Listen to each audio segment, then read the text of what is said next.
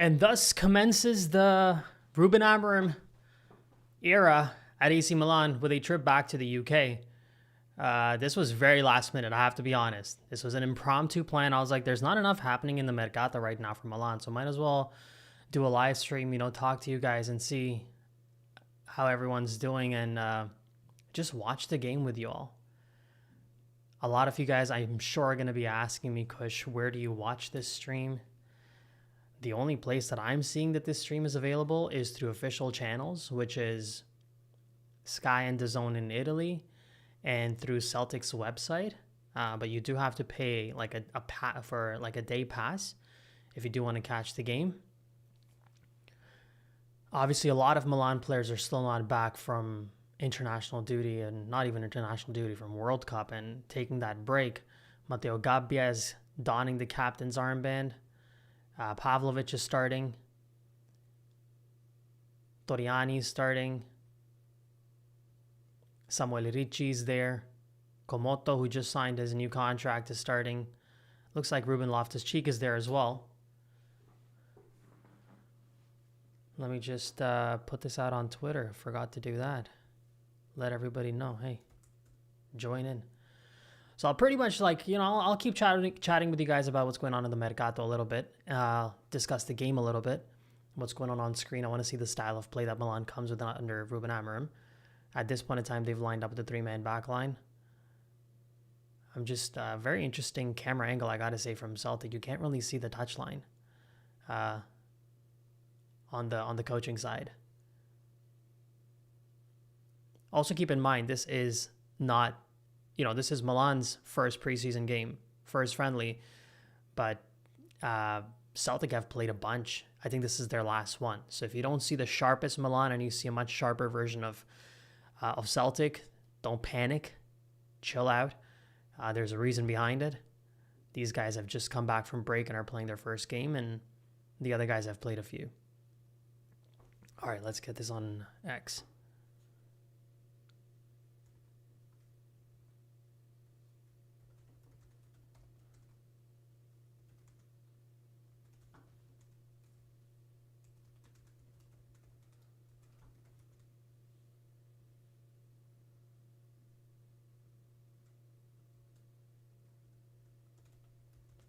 Join the Watchalong ad. Then we drop the link. Put a little picture. I'm just putting this on X, guys. All right, the game has kicked off now.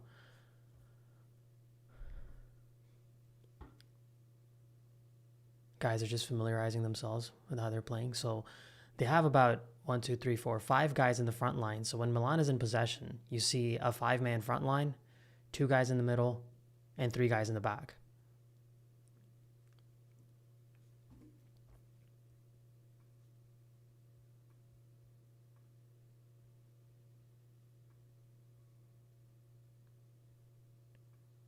For all you guys who do know who Martin O'Neill is, the coach of Celtic, he was obviously he's a legend of the game, but he was also essentially like an analyst on TalkSport. And then while he was on one of his streams, I think things kind of unfolded. Celtic on the attack here. Let's see how this goes from the right flank. How's Pavlovic going to do here? Pavlovic stays tight, goes for the slide tackle.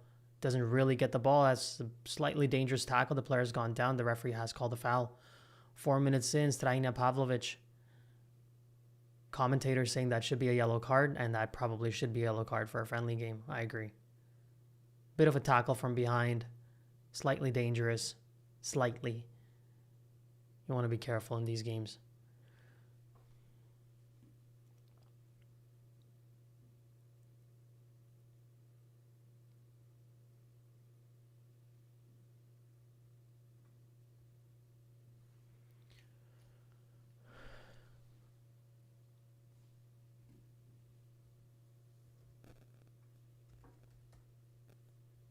I'm going to jump to your comments, I promise, guys. I'm just getting set up here a little bit because, as I told you, this is slightly last minute. All right, where to watch. Everybody's asking where to watch. Here. I mean, if you want to watch the game, you're going to have to watch it, I think, on Celtic website. They do have some type of a streaming option called Celtic Player. You do have to buy a day pass. There's no way to be able to watch it for free, at least through the recognized channels.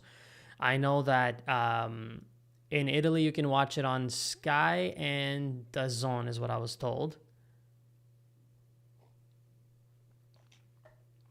I don't know where you guys are. Where I am, it's like 10 a.m.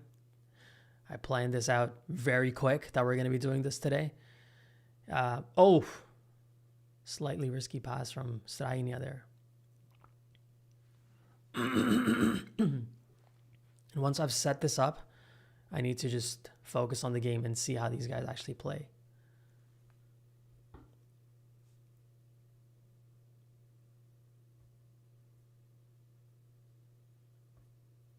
All right, let's bring up some of your comments here.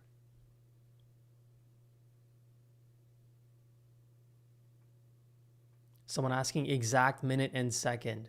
Right now I'm at 6 minutes and 3 seconds, but my timer at the bottom is about 20 seconds behind.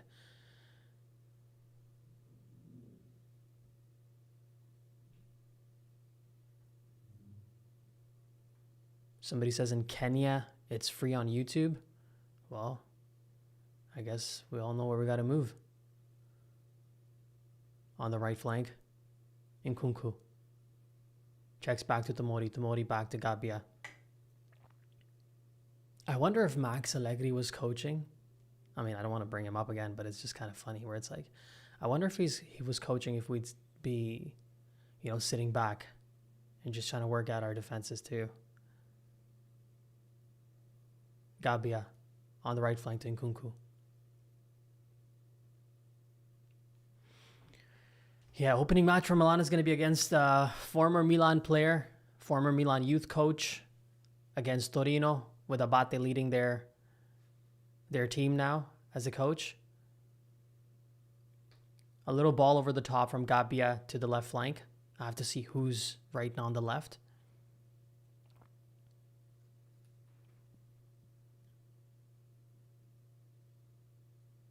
Oh, yeah. They're showing Amarim on the screen, guys. It's that time now.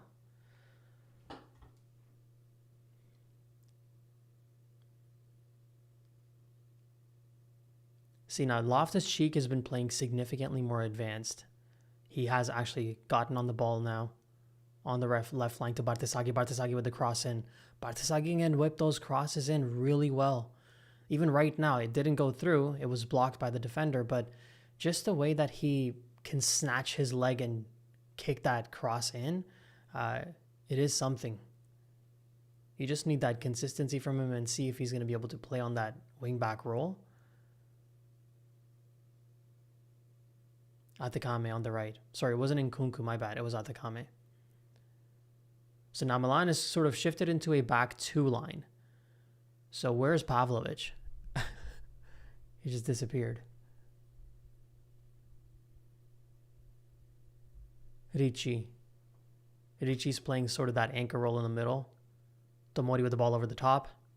Anyone on the left? Yes, Davide Bartesaghi. Bartesaghi with the cross in. Not quite. Pavlovic, there he is. With the ball through the middle. Milan pressing. High intensity, I gotta say. Very high intensity on the edge of the box. 1, 2, 3, 4, 5, 6, 7. 7 Milan players on the edge of the box. On the edge of Celtic's box while they had possession. They're just swarming them like bees. Even right now, once again, swarming them like bees. There's 3 Celtic players on their left, pretty much their corner flank, a little bit east of their corner flank. And you got 4 Milan players trying to press them and close them down. Now, again, chill out, guys. Don't start overreacting about this, about what I'm saying. Like, I know it's a friendly. I know a bunch of you guys cannot watch the game, so I'm just breaking down for you as to what's going on screen in front of me. All right, why did this chat get locked? Hold on. What's going on here?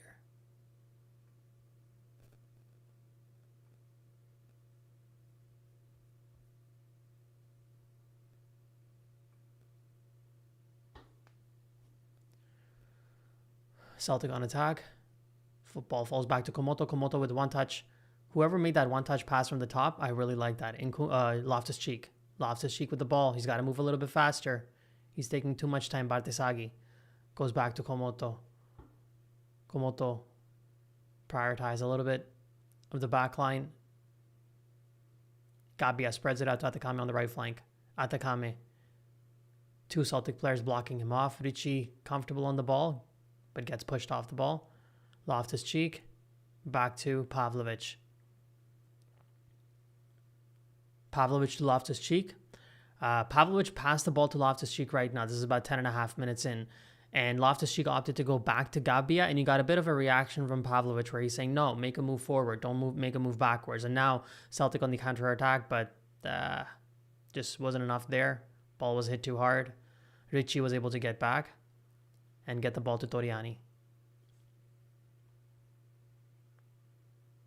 Oh, I got to put a charger on my laptop. It's going to die. Hold on.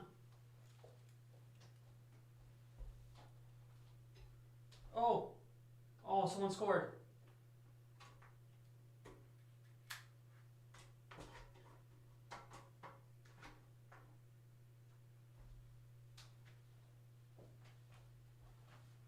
Well, right when I got up, there's a goal for Celtic, and I think it was a mistake made by Pavlovic. Let's see what happened here. Pavlovic with the ball across the face of goal, right to a Celtic player. I got to see what happened there. Yeah, this is a little bit of an odd pass from Pavlovic, got to say. Exactly. I felt like the goalkeeper should have actually run out for it. I don't know why Toriani tried to actually play the player. He should have played the ball.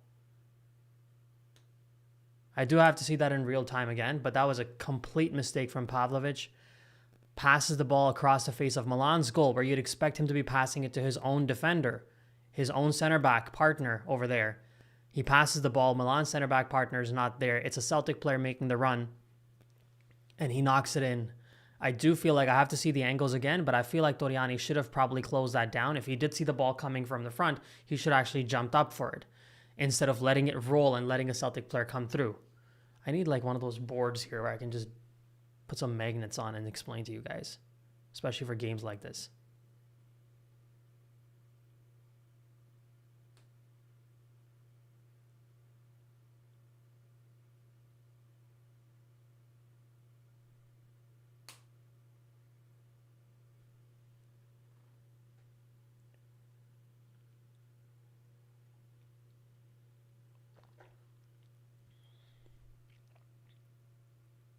Oh, another one. Come on, guys.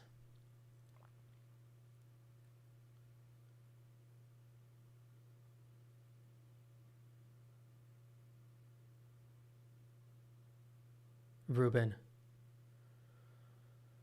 Loftus-Cheek to Pavlovic. To Ricci. Ricci tried too complex a ball into the box. Goes out. All right, let me catch some of your comments now. Pavlovic blunder? Yes, absolutely. That was most certainly a Pavlovic blunder.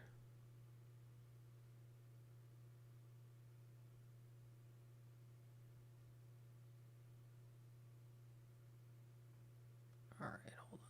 Full screen's not working here.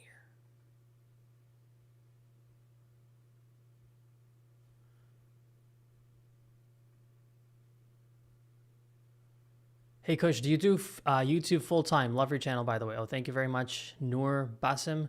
Do I do it full-time? Not really. I have another business. But we're getting there.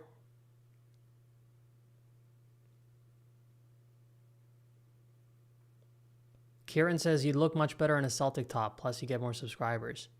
My friend, if I trade away, I didn't trade away my top while we had Kevin Constant as our left back. Now is not the time. Who went through 7 years of banter era. All respect to Kevin Constant, by the way, but that was a dark time, and we stuck it out. We're not leaving now.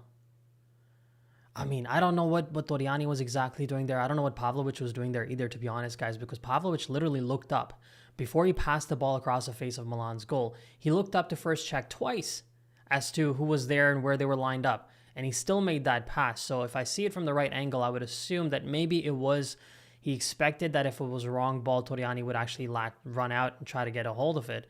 or at least be able to, clear it out. But instead of playing the ball, it seemed like Toriani was sort of playing the man and seeing like if he can close down the attacker's angle rather than saying, you know what, let me just run and slide in for the ball. If he goes into an empty net, he goes into an empty net. But he played the man, and that didn't help.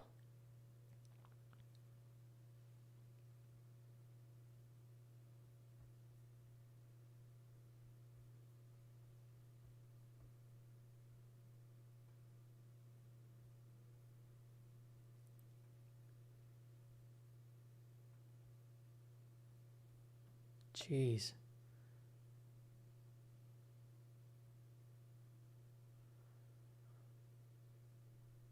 I didn't expect a lot of Celtic fans in today's chat, to be honest.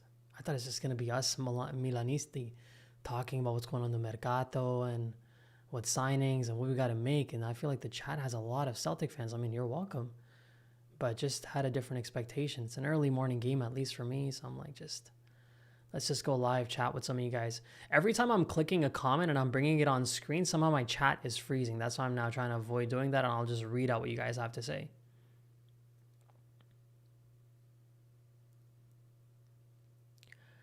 The real MBAWAU. The real Mabao. Sorry, bud. Hello, Kush. I'm a new Milan fan, Manchester United fan. All right. Wow, you're really picking your teams, huh, buddy? A Man United fan who wants to be a Milan fan. I love it. You planning on growing your hair too? What is your ideal transfer window in the remainder? Honestly, that's an important question, because initially I had an expectation that maybe Milan would be spending a lot more money. That was what we were reading in some of the reports in Italy. Bild put out a report, Sky put out a report saying that the budget's going to be about 200 million plus. I thought that was also going to be the case, but as I've understood things a little bit better now, especially about the Mercato, I'm starting to realize it's not going to be as heavy spending.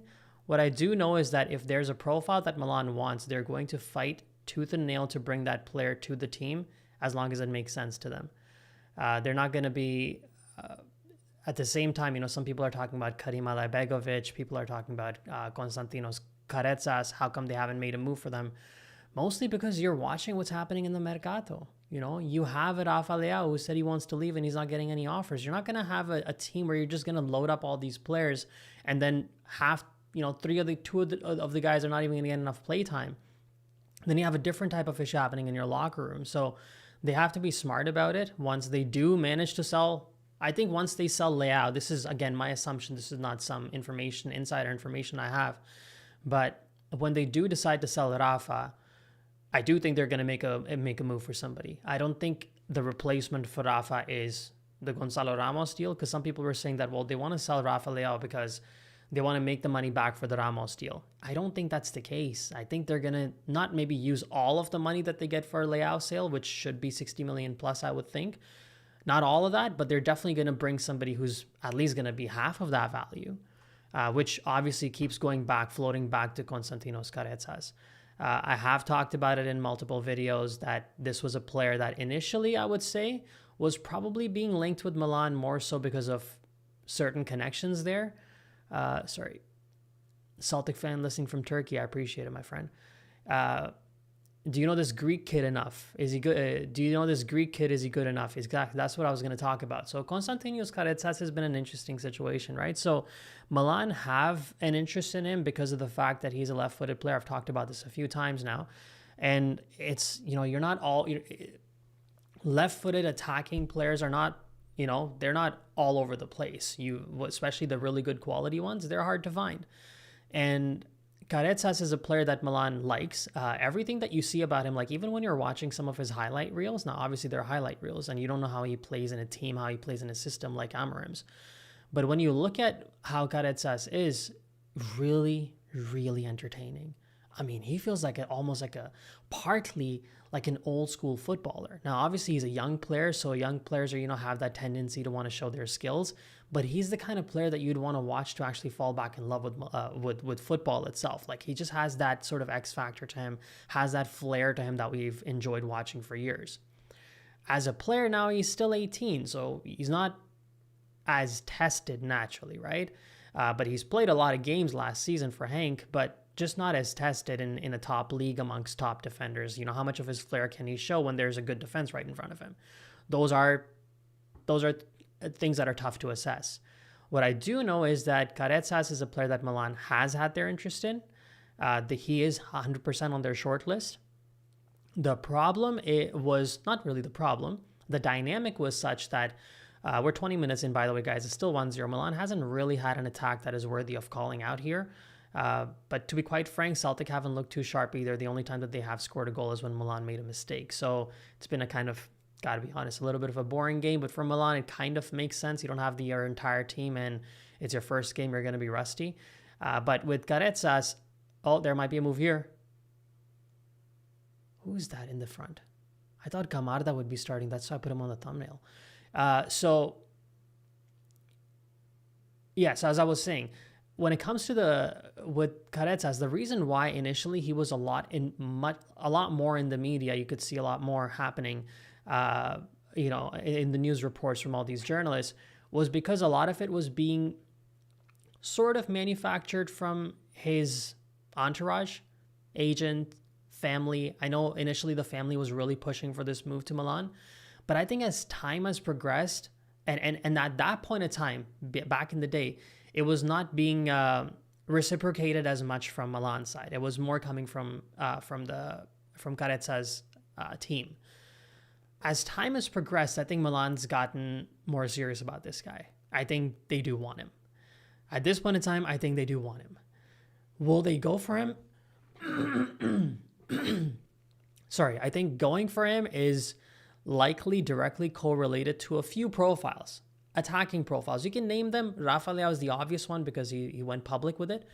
But I think everybody's sort of linked in here, right? Outside of Pulisic, I feel like all of Milan's attackers could be players that Milan would consider making a move for if they get a good opportunity. You name them. Leao, Nkunku, Santi Jimenez, as I said, well, except for Pulisic. So I feel like they need some exits. And until now, with Jimenez and his injury issue, there's no exit guaranteed for him at this point, at least. Rafa Leao is still here. So what are you going to do signing Karim Alabegovic or Carezas? You also have Chukwueze now that the coach wants to test out. So I feel like Milan is being patient. If he goes, he goes. It's one of those things. If he goes somewhere else, he goes somewhere else. But they need some exits to happen before they make that move. Jesus.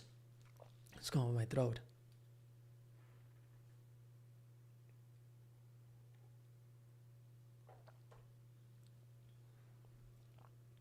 All right, let's see some of your comments. Sankun Diawara is addition for AC Milan. He's a promising youngster. So Diawara is Celtic with a move. Dangerous. Inside Milan's box, they had 3 bodies there.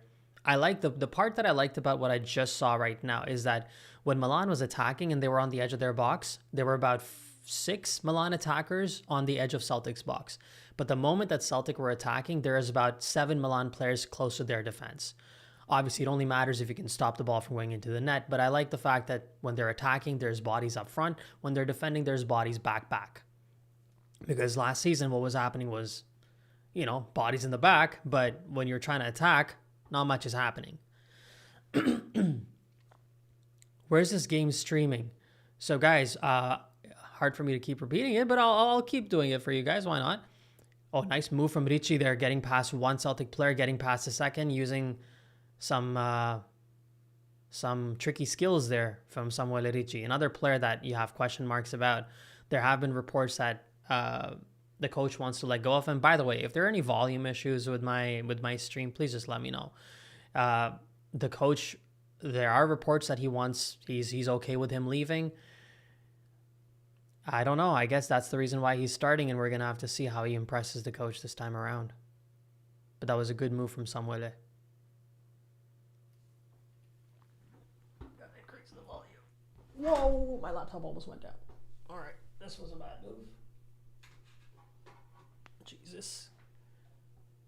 My laptop literally almost went down. All right, Kush. Just let everything sit the way it is and don't mess with it. Every time I've touched this stand, it's ready to go down. Even pause my game. All right, so Celtic player has gone down. How much battery do we have? 43%. All right, we can do with it. So at halftime, I'm going to have to get up and charge my laptop. Otherwise, it's gone. So please remind me if I forget. Is Christian Pulisic's days numbered at AC Milan? No. Christian Pulisic's days are not numbered at AC Milan. As a matter of fact, I believe AC Milan is going to be not necessarily. This is where people get hung up a little bit, right? They think that...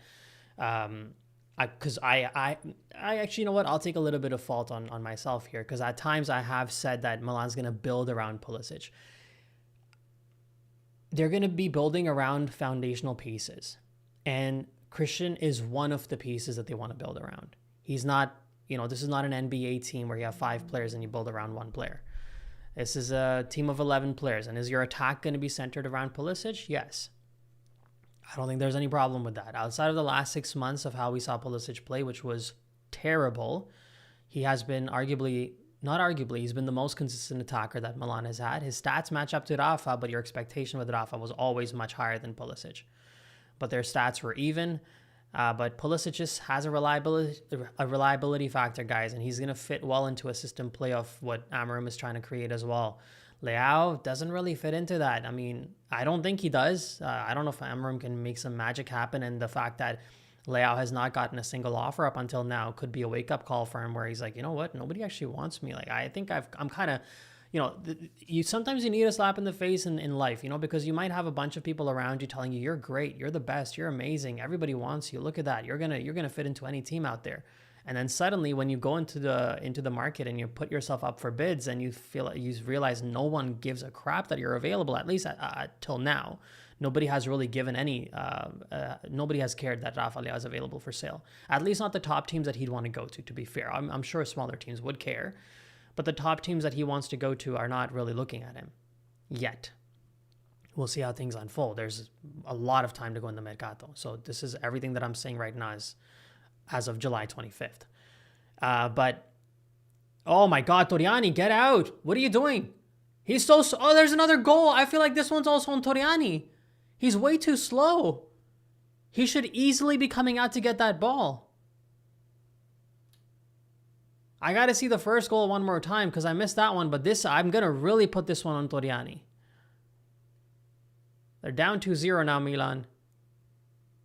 Let's watch that replay, because that to me felt like, okay, Ricci on the ball. Ricci opts to go back to the goalkeeper. Pavlovic is trying to protect him. Torriani came out too slow. Too slow out of the gate. Too slow out of the gate.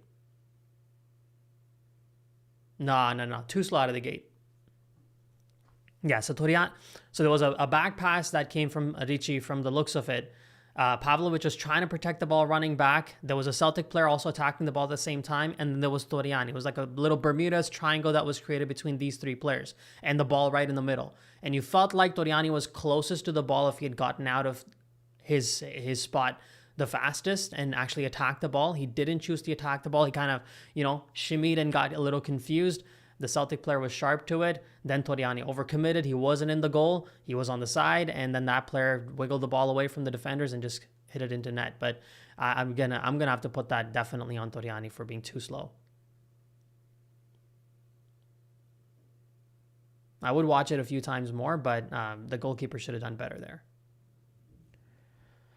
All right. Good morning to everybody. It's 2-0.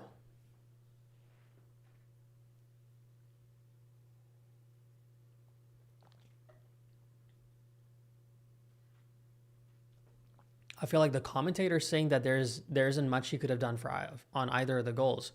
I feel like you could have done more on both the goals, but definitely the second one.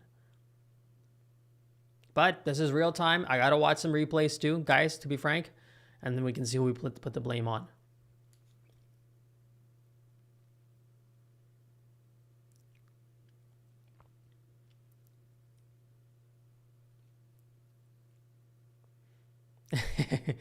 Boss Vinny 5940 says, every preseason that we look good, we perform badly during the season. I really want to test these comments, man. When I click on your comment and I try to bring it up here, right? Like right now my chat freezes. Yes, it froze again. What's going on here, buddy?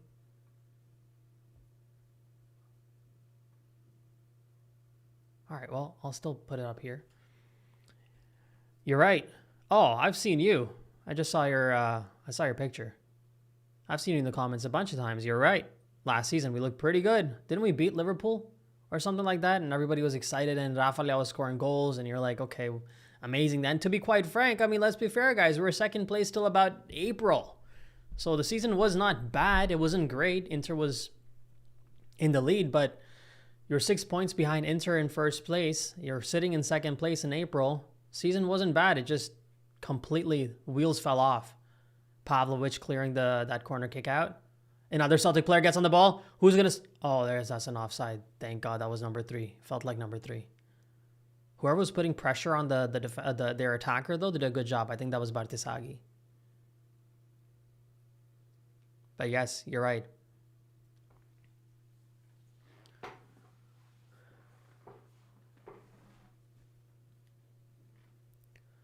Someone says Pavlovic is a bum. No, he's not, man. Stop calling players bums.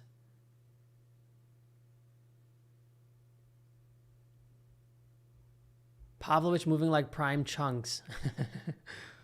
Well, I don't agree for either of those. Chunks moves quick, man. Have you seen some have you seen some of those Chunks goals?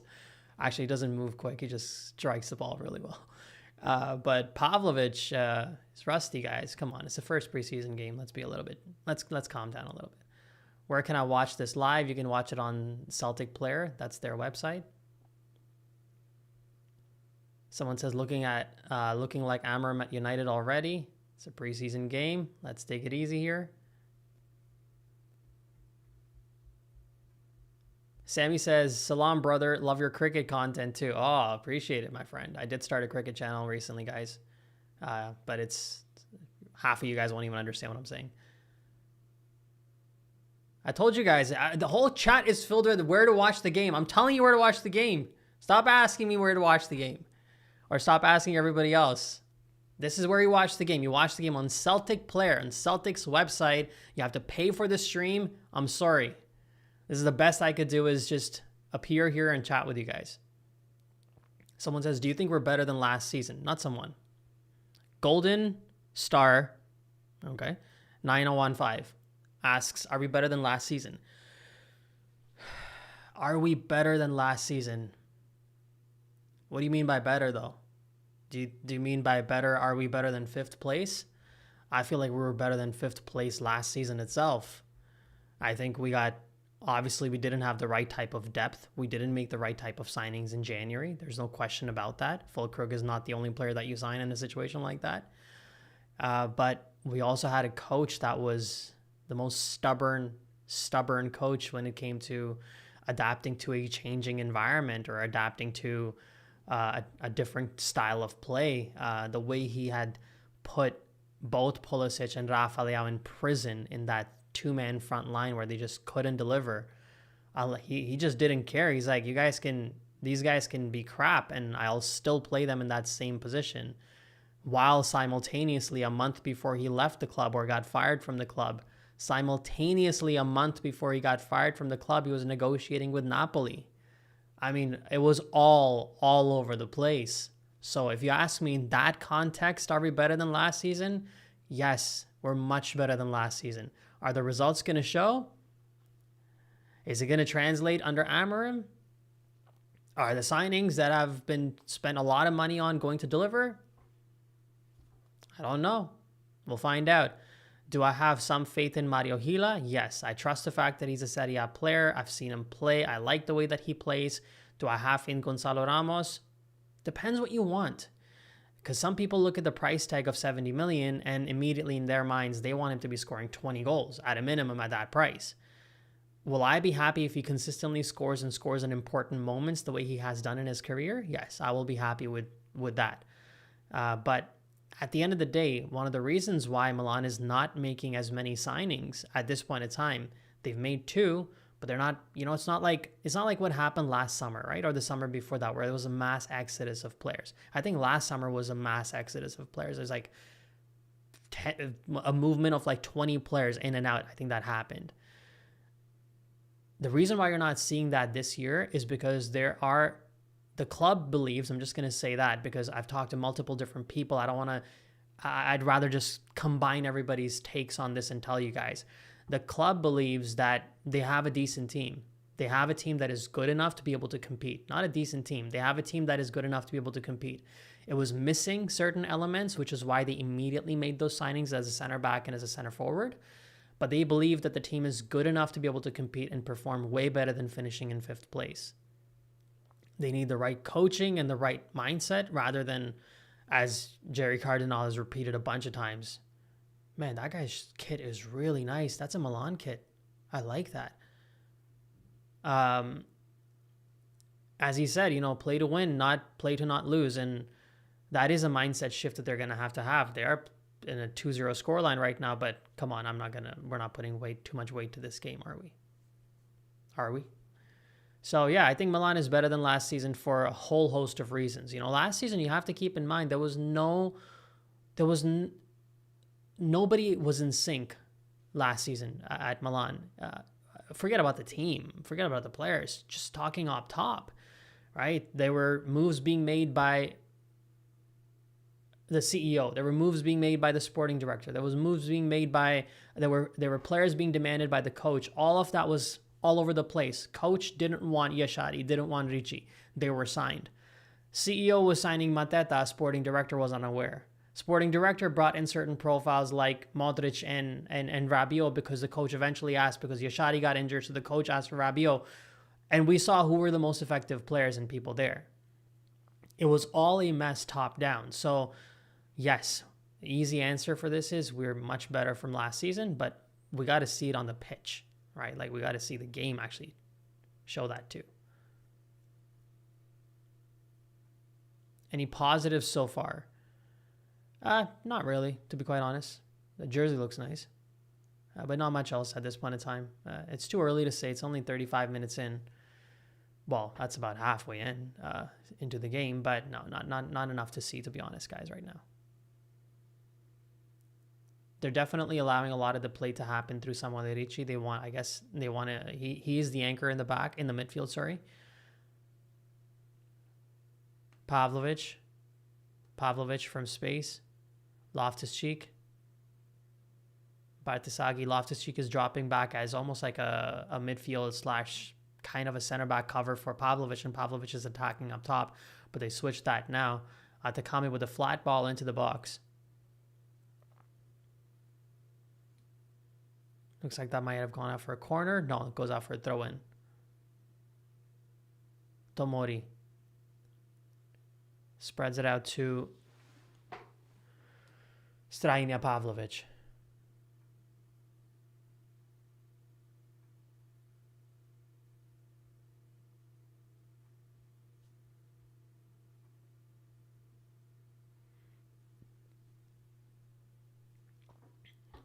Golden Star 9015 asks, do you believe in Amorim?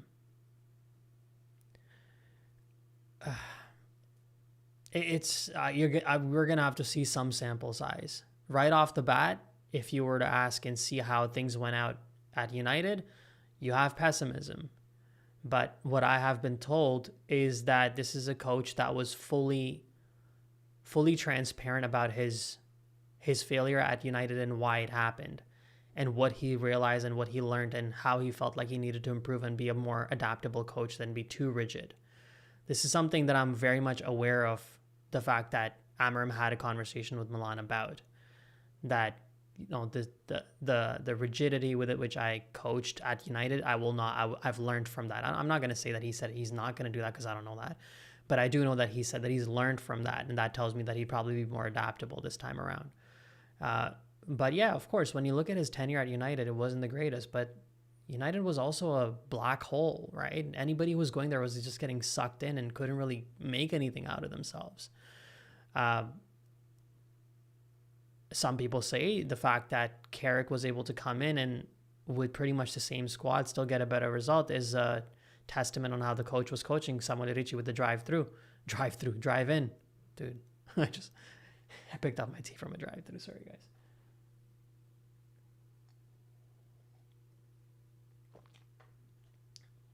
So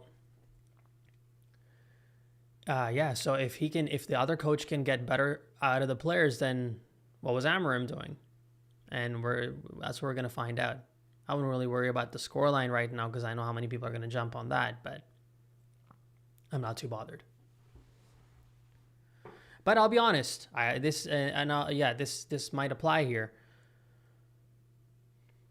There might be a move happening here. Samuel Ricci. Oh, Ricci just needed to launch that one. Or was that Komoto? Sorry, that was neither. That was someone I can't even see. Short answer, Amarim is a bum. Some of you guys think everybody's a bum except for you guys. Loftus, everybody's a bum. Pavlovic, bum. Amarim, bum. One bad performance or something, someone's a bum. We take sloppy seconds when it comes to players and managers. I don't know, Iglitare says. I don't know. I don't know what to say to that, my friend. You tell me which coach you wanted. Yeah, how about you tell me a player and a coach that you wanted that was a viable candidate, not, I want Pep Guardiola. But give me someone realistic. I'm curious. I'm actually genuinely curious what you think. Milan with the corner kick. Samuel Ricci delivers. Komoto rises. Pavlovic inside the box. Gets past one. Nutmegs one, actually. I did understand that today Amarim is going to be playing in a style where he will possibly play a completely different team in the second half. He just wants to get the players getting used to playing and just get some work under their legs. So we'll see, I guess, what happens. But Komoto, Tomori, Pavlovic from distance. I just don't see enough, and not that it's breaking news, but I just don't see enough from Loftus-Cheek. It's just, I don't know what exactly. Celtic on the attack, Milan tracking back. A lot of players track back fairly well. That's a foul on the edge of the box, right on the edge of the box from Samuel Ricci. He's definitely found himself active in the game. I'm not sure for all the right reasons or not. It was his pass back to Toriani that resulted in Celtic's second goal. And right now on the edge of the box, missed the ball completely, got the man. And this would be like prime Lionel Messi territory, you could say. Left-footed, Arjen Robben. Those guys, Lamine Yamal, those guys would thrive in this spot.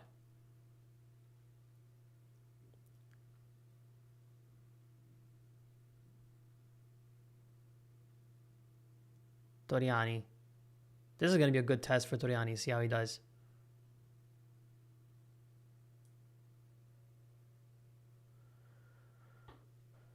I mean, the last thing you want is a freaking 3-0 in the first half. That's not a good look. I got to be honest. I mean, it's okay to concede goals, but you don't want to concede 3 in the first half under Amarim's first preseason. It's just the optics. I don't care that much about the result myself, but people are they're gonna arrive, the attackers. Celtic with the free kick. Left-footed player steps up. Oh, that's a decent stop from Toriani. Toriani was about to commit over towards his left where the wall was, but immediately the player actually was smart. He attacked more Toriani's right hand instead of the vacant space on his left. And Toriani was shifting his weight a little bit towards his left, committing to the side behind the wall. And then last minute, he shifted his weight to his right foot, just put his hand up and was able to stop it. It goes out for a corner kick.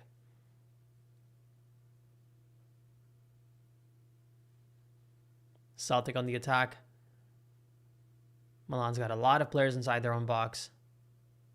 About 8 guys inside the box.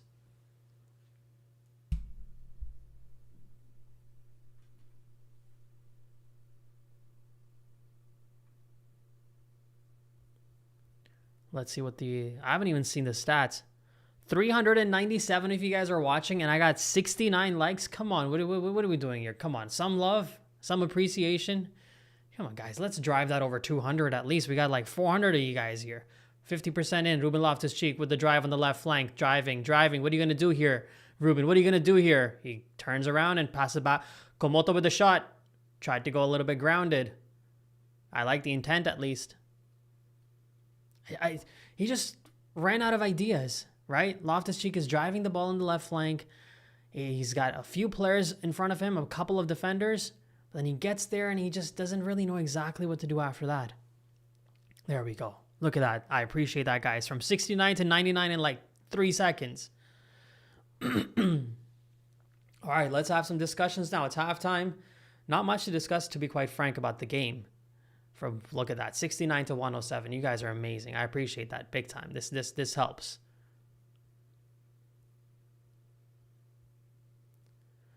Right, so I'm not even sure how much to break down this game. There's not really too much to break down in it. At the end of the day, Milan started off a lot more aggressive. They were trying to assert themselves on the game.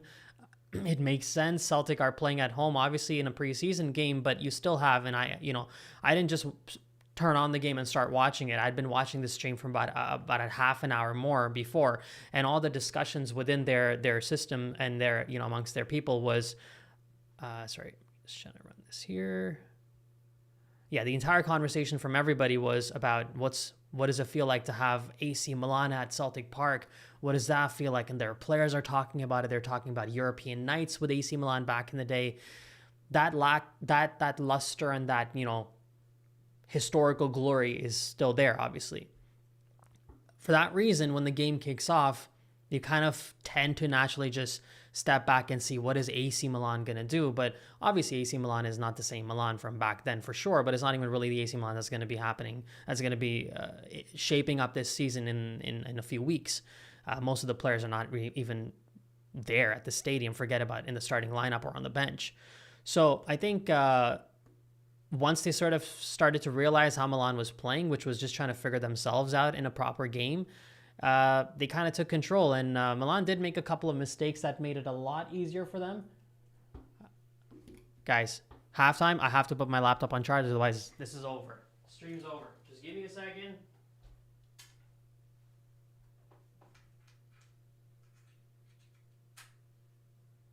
All right, we're good. I'm almost back.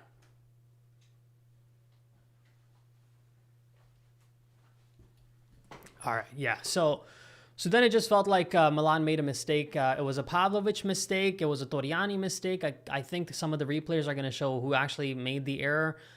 Ball across the face of goal. Pavlovic didn't really have much pressure, but it looked like he looked up a couple of times to see where to pass the ball.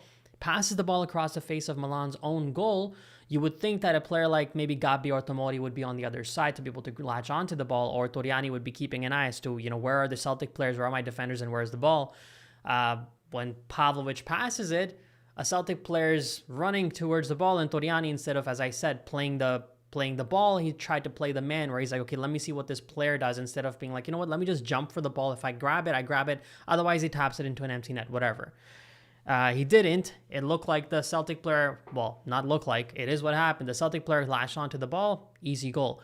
The second one, once again, another mistake from Milan. Samuele Ricci, a player that is there's a question mark if he's going to be here next season. There have been multiple reports that have said that the coach has looked at the player and said he's probably not going to be here next season. Those are the reports. I have not been told anything explicitly from the club that there's anything about Ricci's future. I have been told explicitly from the club about Yashadi's future. Not for sale. He's not going anywhere. There were links for him and Atalanta.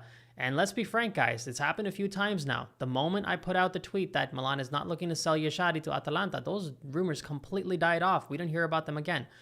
Because I can confirm that the club has told me that they're not going to be selling Yashadi. At the same time, Ricci is not somebody I've talked about. Maybe I should. It's tough to give a whole list of the entire team. Like, hey, tell me what's going on with every single guy. Sometimes you just have to wait for the situation to unfold. Maybe you get a really good offer and you take it. But Ricci there's a question mark, and reports are saying, some of the reliable people in Italy are saying that he is up for sale. That's the player that Amorim gave a start to today. He was definitely anchoring the midfield. He did an okay job, but that was a mistake that a few players made. Ricci was getting pressed. There was too much pressure on him. There was a player really jostling for the ball with him. And did he kick it back? Did a Celtic player kick it? I got to see the replay again. But it seemed like Ricci kicked it back, but it just wasn't a strong enough kick to get it right to the goalkeeper, to Toriani.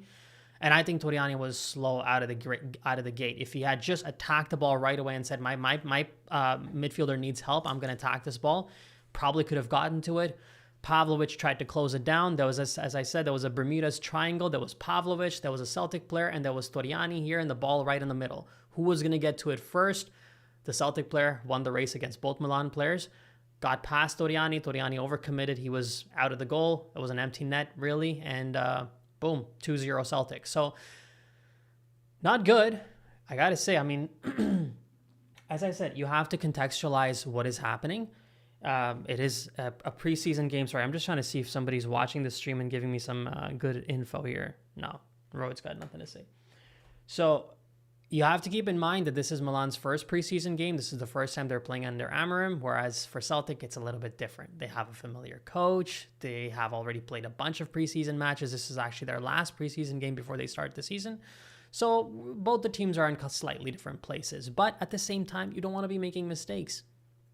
You want to allow the opposition to be able to earn the goals that they score. But it feels like both of Milan's goals were mistakes. And it was not from unfamiliar players. You know, if you have a youth player that is making a mistake, I kind of get it. Don't accept it, but kind of get it. If it's a new player that is not familiar with the system that is making a mistake, you kind of get it. But the first mistake was made, obviously Toriani's in goal. I understand that, but he's not a new player to the club. But the first mistake was made kind of by Pavlovic and Toriani as a duo. The second mistake was made by Ricci and Toriani as a duo. You don't want that. I understand players are rusty, but you don't want that. Either way, let's get into your comments because I know it's going to be less about the game per se, but more about things around it. Let me just quickly check some stats here from you guys. 412 of you guys are here. First of all, I really, really appreciate it. If you haven't already, make sure to subscribe to the channel. I put out mostly only AC Milan content on all my platforms, Instagram, TikTok, Twitter, everywhere.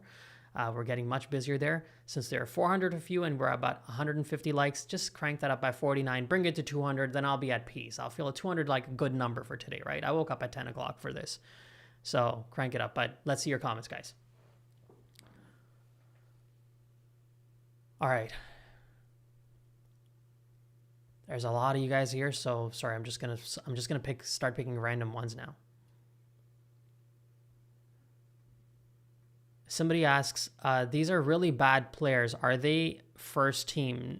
No, most of them, well, some of them are first team. I gotta be honest, the two guys who made the mistake in the outfield are both first team, but they're not bad players. But that's not good. Let's be real. Somebody says, where can I watch the match again? Last time I'm going to be addressing this. Celtic player is their website. You have to pay for a day pass for the game, and that's the only way that I know.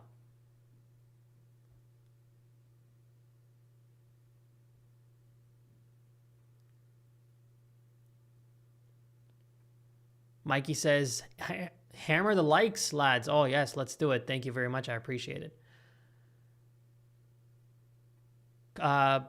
This is like a complimentary one. I just read goat. Kush's goat. I appreciate it. You're very kind. Ben something. I'm sorry, buddy. But thank you. I appreciate it. I love to see Chukwueze play. Yes, that's exactly what I want to watch too, because the thing about Chukwueze is very interesting, right? You suddenly have a coach that might have an appreciation for him, because when it was Allegri, I think Allegri right off the bat said, yeah, I don't really want him, right? And not that he was necessarily playing well enough that Milan would want to keep him, but Allegri just, I understand, just said, no, he's not my player. And it kind of makes sense if you look at the way that Chukwueze plays. He doesn't really, I don't even know who's a Allegri player anymore, to be honest. But if I really think about a Milan two-man front line, maybe a left-footed Chukwueze would have been the better option than what we had. Either way, Chukwueze is now back. There have been rumors about, what his future is like. There are some links between Chukwueze and Carezas, you could also say. Carezas is also a left-footed attacker. Chukwueze is also a left-footed attacker. They have different profiles. It's going to be interesting to see how Amorim plays him. But I would also want to see him, and I think I don't think he's injured. Someone's injured. Nkunku's injured, right? I would want to see him play. So hopefully that happens in the second half. What do you think about Sankon Diawara? He looks promising. He does. If you guys went on my Instagram this morning, maybe about 3-4 hours ago, I did put up a little summary about who this player is, what Milan could expect from him. And a lot of people have said that he has joined the club as a Futuro player. I wouldn't be surprised if he plays for the first team too. Not two, a lot more. Let's just say that. Because this is a player that he's really worked his way to be able to get to where he is. He's really paid his dues. When he was playing at Tra, I understand that he was sent to the 5th league, like 5th division, amateur league, to really earn his stripes. And he fought through there. He became a first-team player. I think he even captained Tra to one of Gambardella Cup, or is what it's called, Gambardella Cup in France. He captained them to a semifinal finish, which was a surprise. This is a player that he's set to be pressed. Like I'm not going to claim to have watched him, but I do, doing a little bit of scouting, reading about the player. He's known to be press resistant. He's good on the ball. He's a tall guy. He's like a little bit over 6'2", and he's left-footed. So that tells me that there's an expectation, going back to the Futuro claim, right? That he is joining Milan. He could be joining partly for Milan Futuro, but he's also very much joining for the first team as a vice Strahinja Pavlovic, because of his size, because of his style of play. What happened? Why is my battery dying?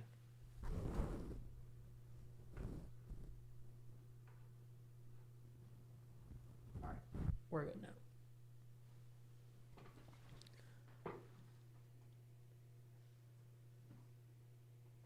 Yeah, so because of his size and because of his style of play, he could be the one that is sort of shadowing Pavlovic. Let's see what happens, but if you ask me, do I think that's a good deal or a bad deal? I mean, it's a €2 million deal. They hijacked Celtic. Celtic must be thanking Milan today because they hijacked the deal from their arch rivals and Rangers. He was supposed to be joining them. It's like a low-risk transfer, €2 million, player that has good quality. Kind of what Milan did with Kalulu, if you think back on it. He also comes back right. He also comes through that Milan French, French players network, I guess you could say. Fode Ballo-Touré, Pierre Kalulu, Rafa Leao came from Liga.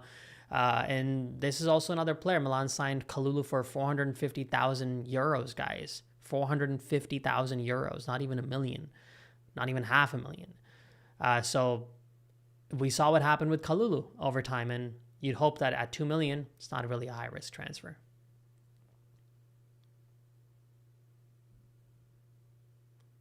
What do you think about the build-up play from today's game? The moments that I saw it, they were building, but they didn't really build much, right? I don't even know if Milan got a shot on target the entire game, or even really, really got a decent shot the entire game. I know Komoto's got a shot at the end, but didn't really seem like there was something of extreme quality there from Milan's attack. So they built, but they didn't really build up much at this point, at least till now. Forza Milan from Cuba. Thanks, Kush. Great job. I appreciate it. Gil Oliva.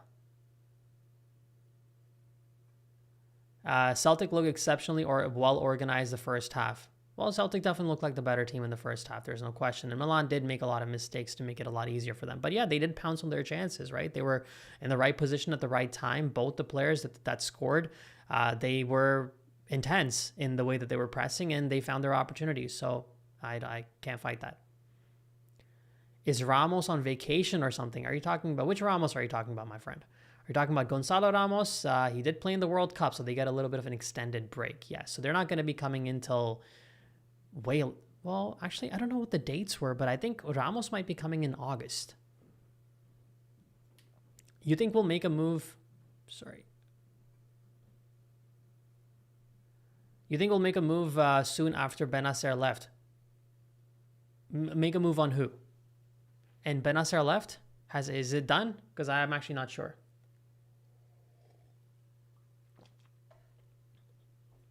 Because I don't know if Milan is really looking for midfielders per se at this point in time, seeing how many guys they have. Modric has announced his return. Rabiot has not even remotely said he's going anywhere, so that's perfectly fine too. A lot of news media was selling you nonsense that I've been trying to tell you guys, that they sell you a lot of nonsense. That Rabiot's going to Napoli. He wants to move to Napoli. Rabiot's like, I stayed quiet throughout the World Cup because I'm focused on France. I have nothing to do with Milan right now. My job is to work for France.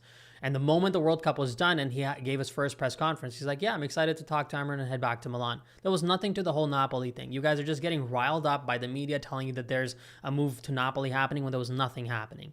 So there we go. So Rabiot is back. Modric is back. Obviously, Yashari's still there. Ricci's still there. Benacer wasn't even there last season, so I'm going to, let's see. Whoa, Fofana's been given the captain's armband. Fofana's there, exactly. So we gotta first move him too. Kush, will you be moving to Milan again this season? I will definitely be going to Milan this season.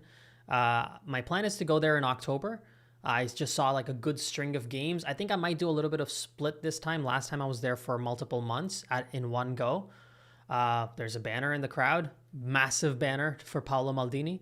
But there was, I went for about 3 months. This time around, I might do like a few weeks, come back. When there's a good string of games coming up, few weeks, go back, come back. So that's kind of what I'm planning this time around.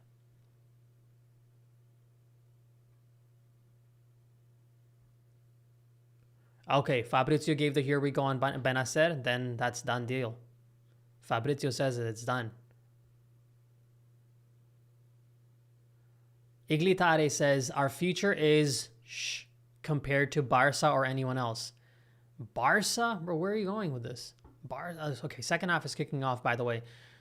Compared to Barca, that's like you're comparing a team that has spent like madmen, recruited certain type of talent, has had debt issues, are playing in a league that is really a two-team league. Really, you could stretch it out to Atletico Madrid. You can make a 3-team league.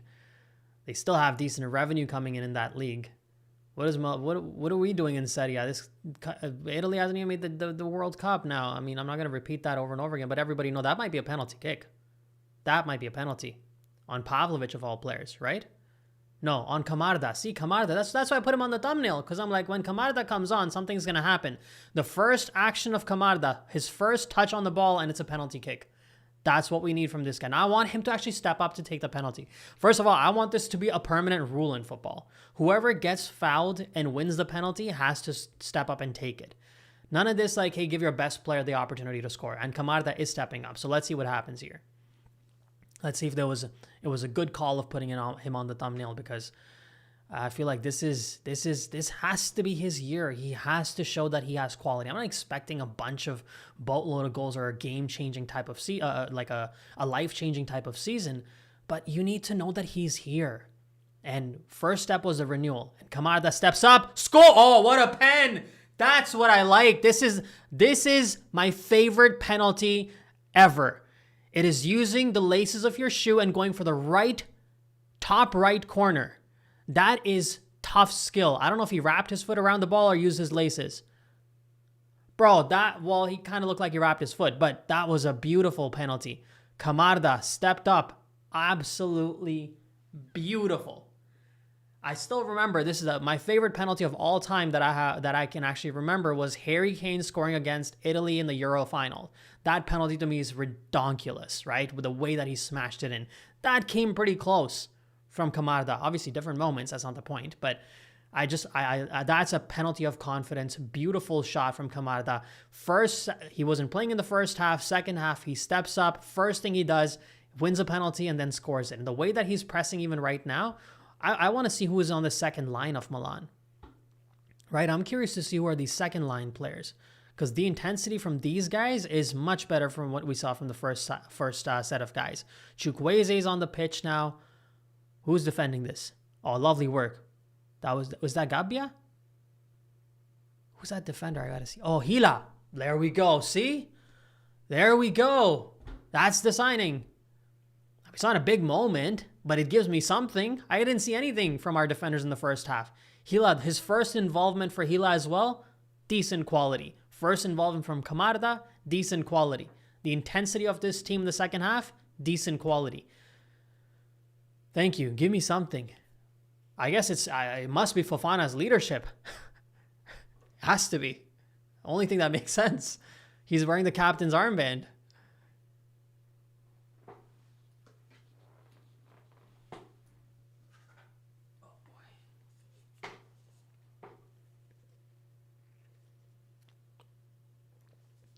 Oh no, this is...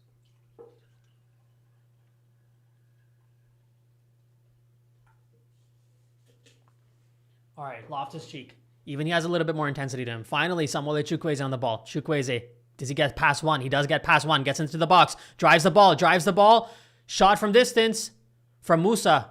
Lovely slide tackle from somebody. Milan's intensity is intense. Who's that? Fofana to Chukwueze. Samuele. Chukwueze with a shot. Chukwueze with a cross. That should have been a second goal for Camarda. That was a second goal from Camarda. That's quality right there, right? Look at what Samu is doing. Picks up the ball, drives the ball in. That's what the coach wants to see. This will, if Chukwueze plays like this, the way he is right now, that's the quality the coach wants to see. Exactly that.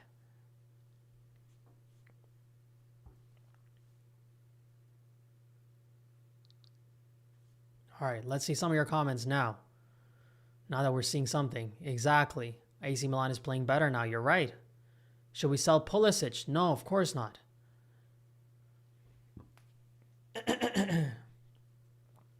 IDK. Sorry.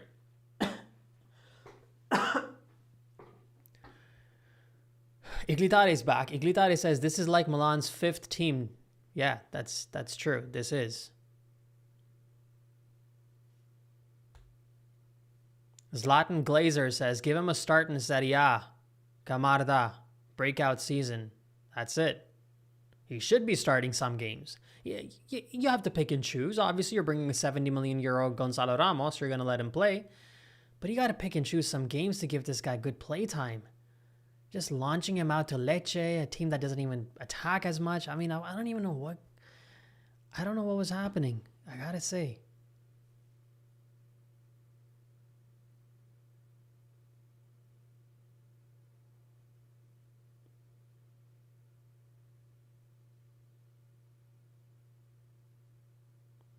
Someone's asking, is the timer synced up properly? Let me confirm for you. 51, 13 seconds there.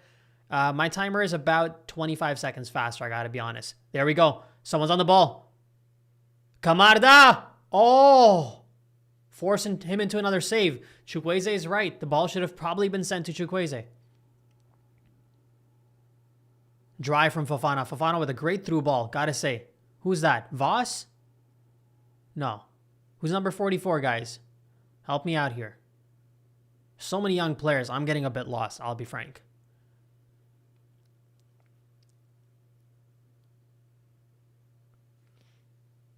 Milan's intensity is... They're so much more precise now. Musa to Hila. Chukwueze gets past another. Beautiful work from Samu. What a ball! Oh, what a goal! Oh, what a goal! Wow, what a goal! What a ball from Samu. Oh my goodness. First gets past one player, then uses the outside of his foot to cross the ball in. Camarda with a lovely header. Oh, so beautiful. Such beautiful football. Oh, lovely work, guys. That's it.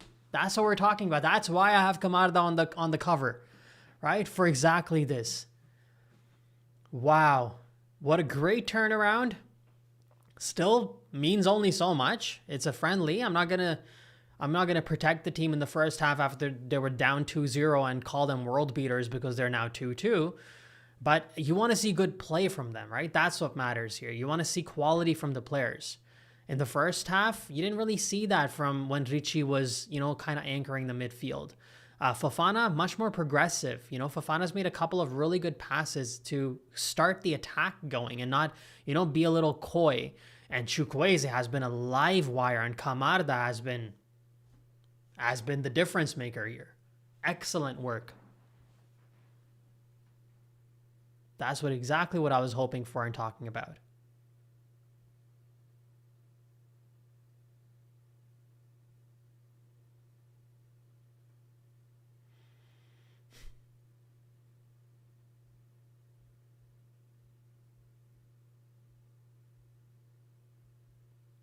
Can you announce a lineup? I'm at work and can't watch the game. You're narrating perfectly. I appreciate it, young dark lord wizard. Jeez.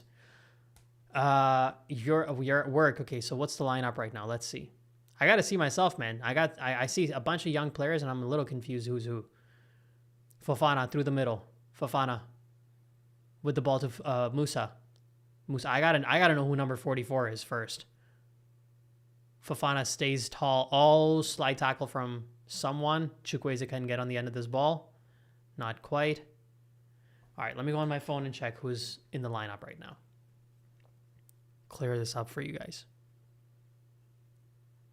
Lovely, man. What a goal from Camarda. Lovely 2 goals from him. Absolutely love this.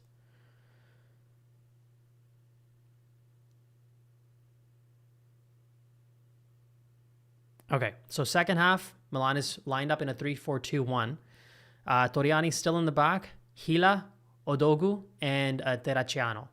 So Hila gets his first preseason start in Milan colors. Odogu is a player that Milan had last season. Terracciano is a player that Milan has had in the past. He's been sent on loan, but he's back here now. The 4-man midline, Celtic on the attack. Let's see how this unfolds. A little bit of space for them. Let's see how Milan gets back. That's what I'm more curious about. Lovely work from Hila. Oh, lovely block. Just, you're not going through. Another dangerous ball, I got to say, from Milan. Across the face of their goal. Again, Toriani did not come out for that. Again. But it was handled. So the 4-man midline is Chukwueze on the right, Fofana in the middle. The 2 players in the middle are Fofana and Musa. Chukwueze on the right and Bartesaghi on the left. And up front, it's Gurnier. So it's Loftus-Cheek and what is with this play off the face of goal? I'm so curious. Is this something the coach is asking them to do and practice because they keep doing it even after they got burnt? Loftus-Cheek and Gurnier, and up front it's Camarda. Lovely work. You're right. About an hour ago, Fabrizio Romano did break that Benacer's deal is done, so that's why I didn't see it probably because I'm here. But that was lovely work.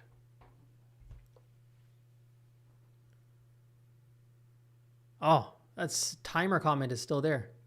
I feel that Milan should be more patient with the evolution of players. They're too quick to move on. At times, yes, they have been too quick to move on, but you also have to be, it's like a thread, it's a needle you have to thread, right? If you have players that you feel like are not even good quality, you don't wait for them to really progress too much. For example, I appreciate that Amorim is waiting it out for Estupiñán and to see how he does on the tour before he makes a call on him.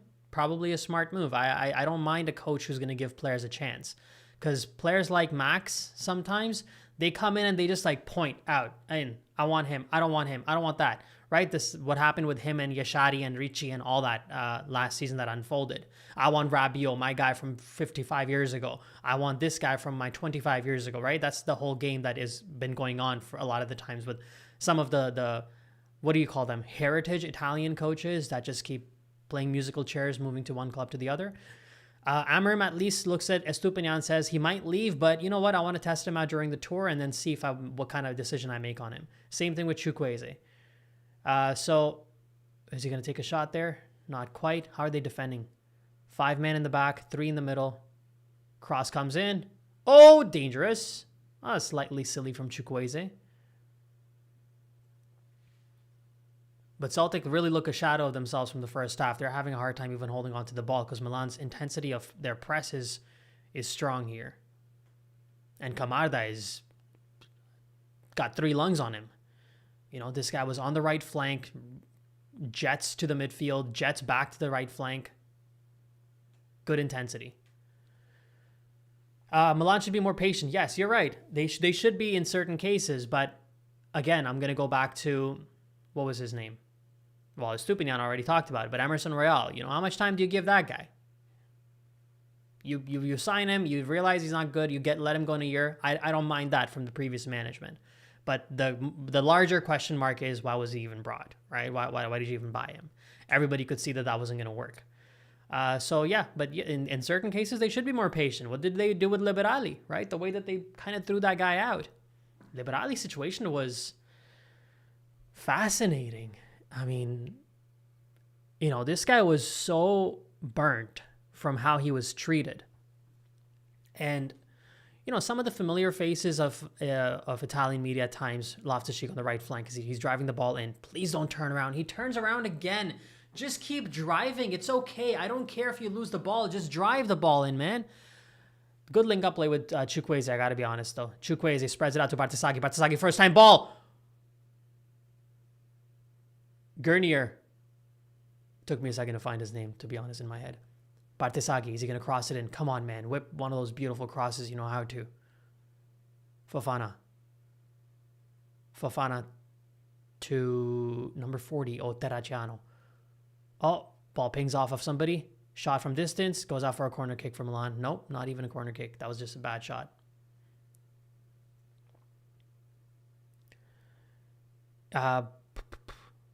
Kind of forgot what I was talking about, guys. Oh, Liberali, yes.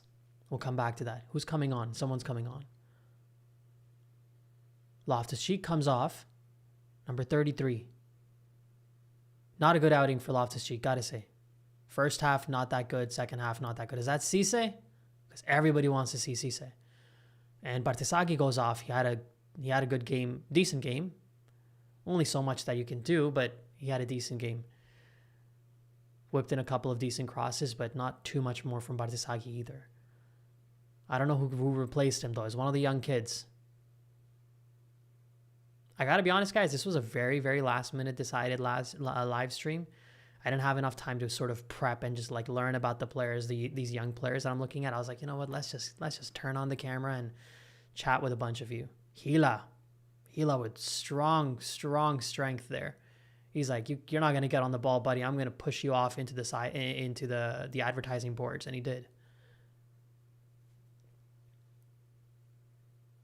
So yeah, Liberali was a player that was burnt hard by Milan, right? So there, a lot of the familiar faces in the media are going to tell you that it was about Karofsky and his treatment, and maybe there was. I don't know firsthand any information about that part, but it could be. If a lot of people are saying, I'm not sure.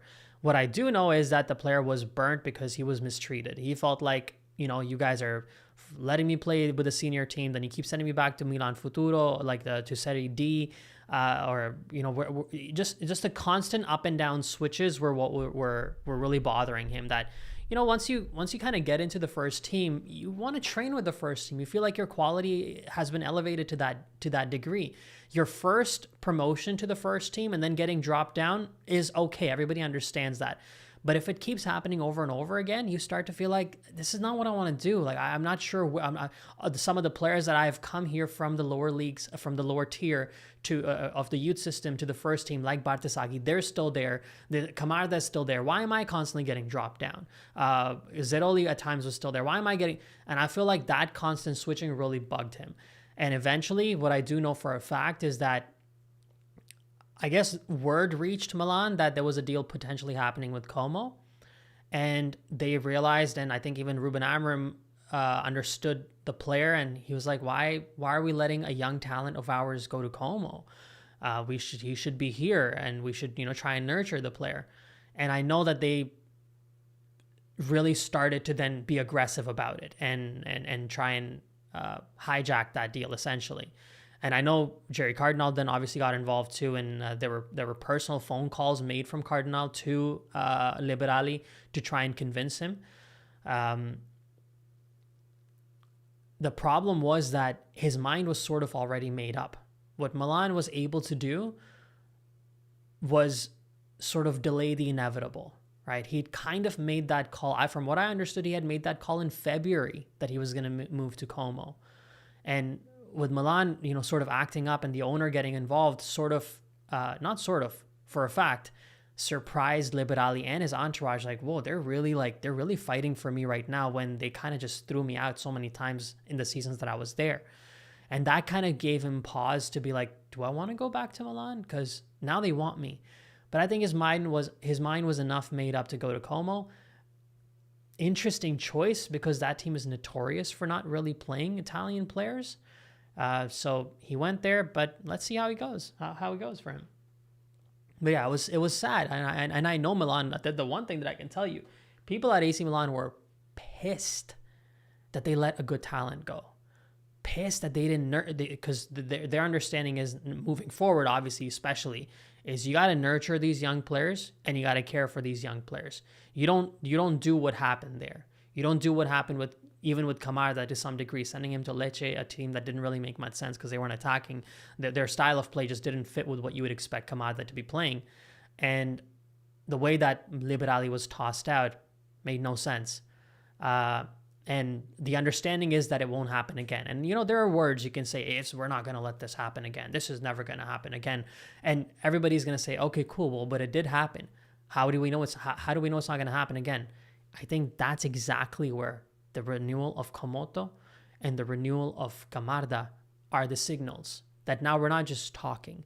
We're committed to making sure that these youngsters stay with us for a long term. We nurture them and we play, try and build a future with these guys. So let's see what happens. All of this at the end of the day, guys, during preseason, during the summer, most of it is mostly talk. It's very easy for me to be here and, have you guys just wait, right? But the truth really comes out. Garnier, go to Chukwueze. Oh, I should have been a first-time ball to Chukwueze.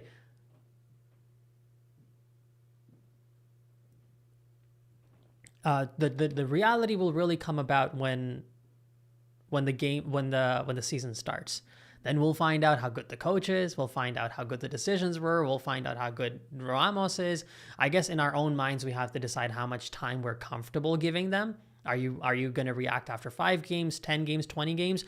At this point in time, after suffering for multiple years, I don't think there's a right answer to this. Before I would always try to encourage you guys, wait till October end. Wait for the first 10 games at a minimum before you react to anything. Now, if you guys get upset 5 games in, I can't fight that because we've suffered for 2 years straight and not make the Champions League. So everybody's reaction at this point, especially a reaction of frustration, is totally fair. So let's see some more of your guys' comments now because I rambled a bit there. Somehow my buddy Iglitare, every time I click, I just randomly click on the screen sometimes. I just keep clicking on your comments. Good for you. Not gonna lie, we needed that to happen for the owners to wake up and not let this happen again. It's kind of a sacrifice. Sure. Yeah, I think you're talking about the Liberali situation. Sure, it's almost like they needed to go through that to learn their lesson. It's a sad lesson to learn because you lose Liberali in the process. But I'm glad that they're acting with the Komoto thing and with Camarda's renewal. Too many foreign players. Serie A has killed the Italian team. Oh, too many foreign players in Serie A has killed the Italian team. Yeah, but it's such a machine, guys. It's not that it's just too many foreign players. What has also happened is that the talent pool in the Italian league has dried up. And it is a fact. It's not that it has dried up in the sense that there's no talent there. What it means is that they're just not being nurtured to the point that they can play for first teams. What then ends up happening is that because you're not making enough money in the league, you then need to make decisions and you need to make calls and sign players that will at least keep you at a certain position where you can extract as much revenue as possible because the league is already not making enough money, right? If you're in the Premier League and you're one of the 16th place teams, you can still try to play certain amount of English players because even if you finish in 17th, you're making double of what the top Serie A team is making, right? I think the 20th place Premier League team makes at least twice of what the first place Serie A team makes. That's crazy. But you can take that chance. But a Serie A club cannot take that chance because if you're finishing in 17th place in Serie A, you're making nothing in revenue, or not a lot. And compared to Premier League and top leagues, nothing really.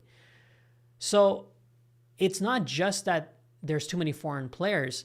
They have to bring in the foreign players because the youth of Italy is not getting nurtured enough to be able to play with good quality for the first teams. The ones that are of excellent quality are being hijacked by top leagues like the Premier League, taking away Tonali, taking away Calafiori, taking away Leoni, and then you're left with players that are not the greatest. But you still need results because you need to make your revenue. because you need to stay relevant.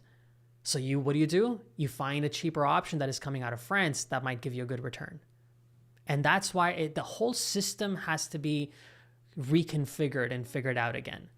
And that's sad, but it's also a little bit exciting. I know people at Milan are excited to help Serie A grow because they feel like they have a plan. How good or bad their plan is, only time will tell. Till now, the last 4 seasons haven't been good. Let's be real. But I guess we'll find out. But there is a degree of excitement that, with time, something can be built here. So a lot of the decisions, a lot of the commitments that are being made are long-term commitments, right? Komoto is a long-term commitment. A dangerous corner kick, that might go as a penalty for Celtic. They're appealing for it at least. I have to see who that was. I think that was Odogu.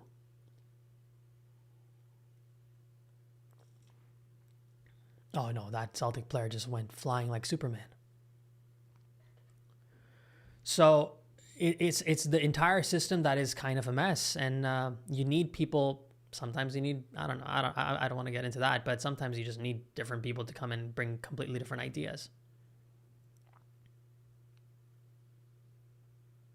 That's better from Toriani to get on that ball and cross it out.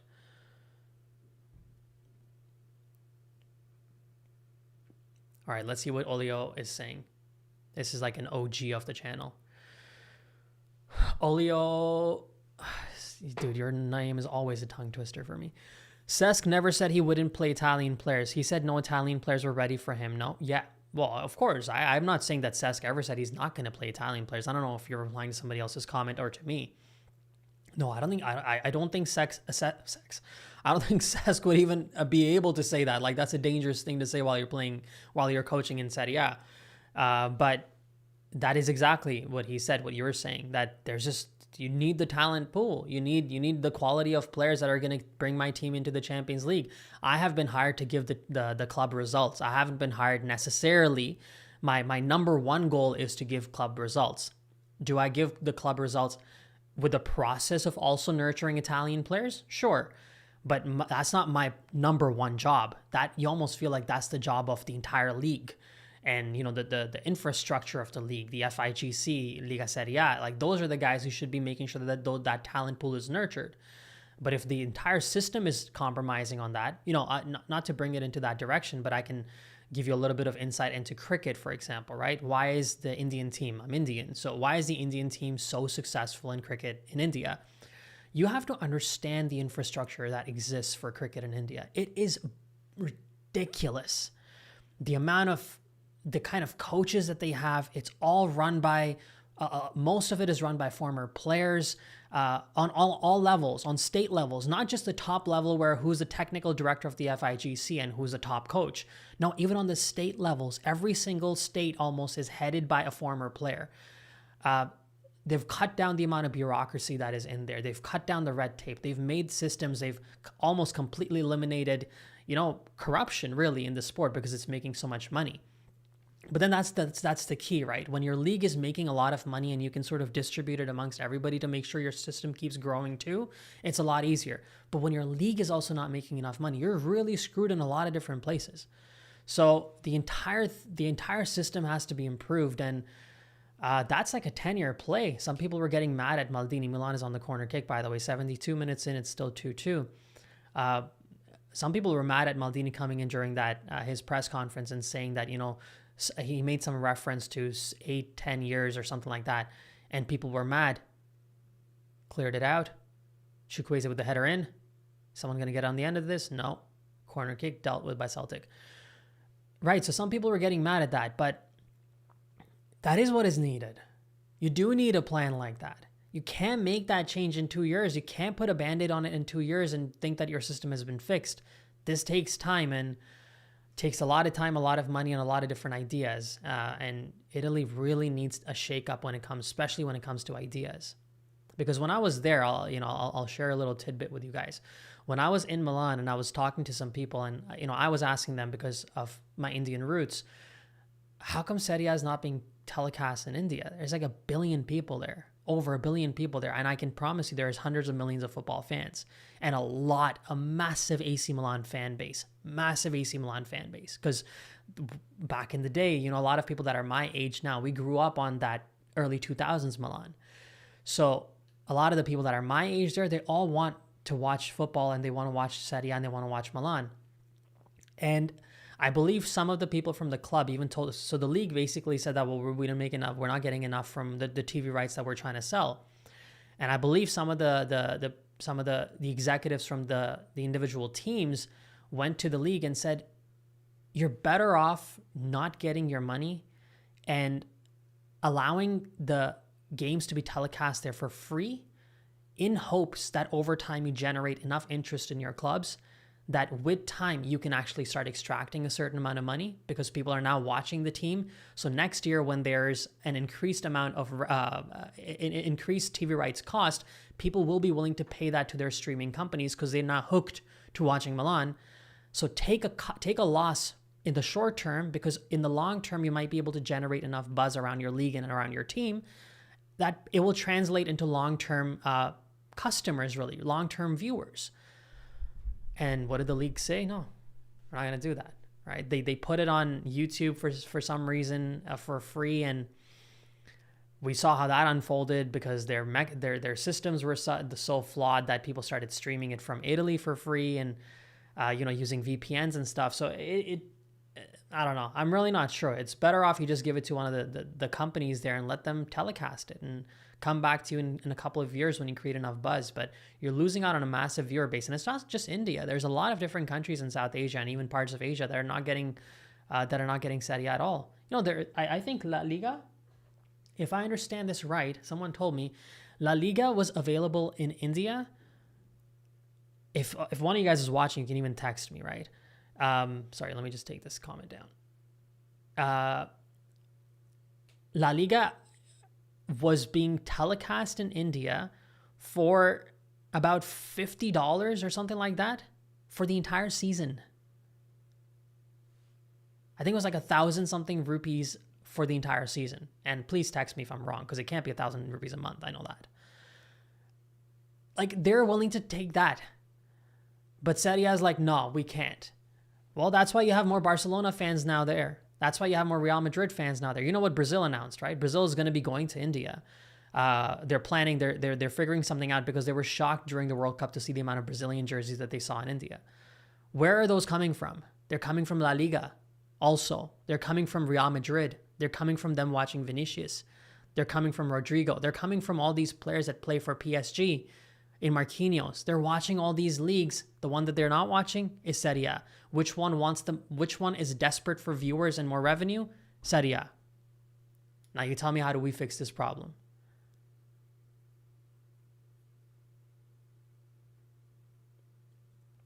Ludovic says, will we get Carezas? By the way, guys, if anything happens in the game, I will tell you, but really not much is happening. It's been a lot more of a midfield kind of game. They're fighting it out there as much, and not as many attacks that are being built right now. Milan had a lot of intensity to them. They still have a lot of intensity to their gameplay, I got to be honest. They're not letting Celtic rest on the ball at all. They're constantly closing them down. But the game just doesn't have that, what it had in the first 10 minutes when Kamada scored twice.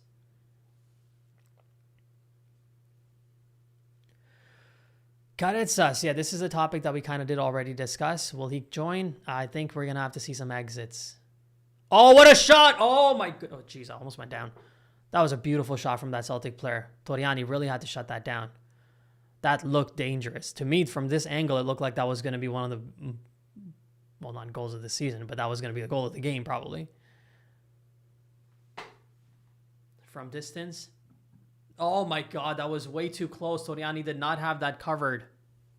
No way he had that covered. He got past Fofana a little bit too easily, to be honest. If Fofana's going to try to be a little bit more defensive and wear the captain's armband, you're going to have to do a little bit better there. He wasn't fast enough. He wasn't strong enough on that. He got past Fofana and launched that shot in.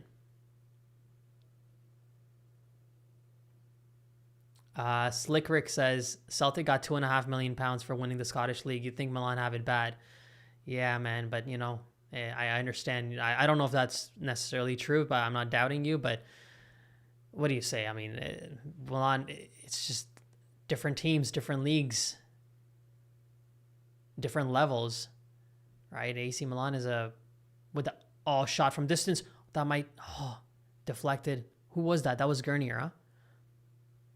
Because that was a little bit of swivels and pirouettes from Gurnier that I liked there. Didn't let the Celtic man get on the end of the ball, and then there we go.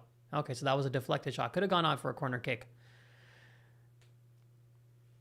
I wonder how much Celtic get from TV rights, though. Is that from... You're not talking prize money, are you? Because I'm not talking prize money. I'm talking TV rights. Nozo says, I just joined. Is Milan doing any good? They were pretty bad in the first half. They were better in the second half, but the scoreline is still 2-2. All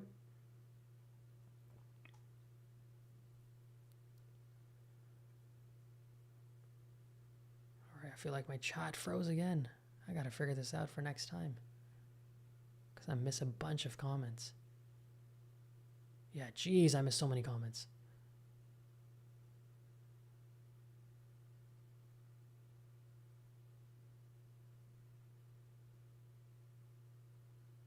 Someone asked, do you think Kamada will be a top player?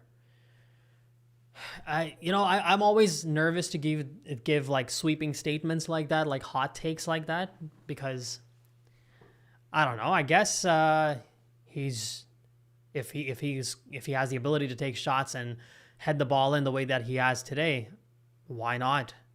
He's got everything. This is exactly what Italy needs. They need a striker like him.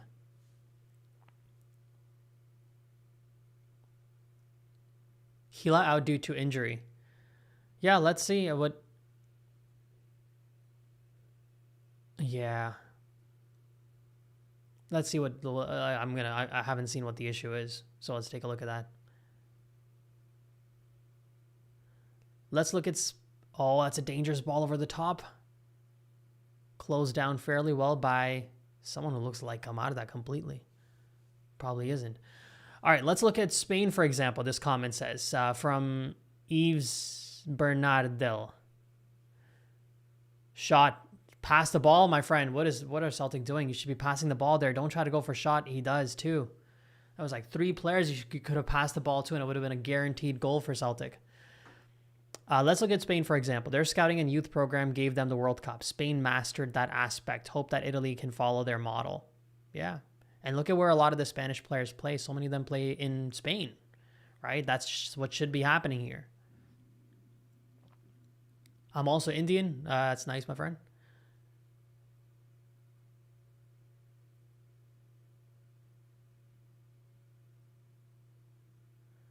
Iglitare says, do a whole 360 with the Italian youth system, tear everything down, and build a new culture from the bottom.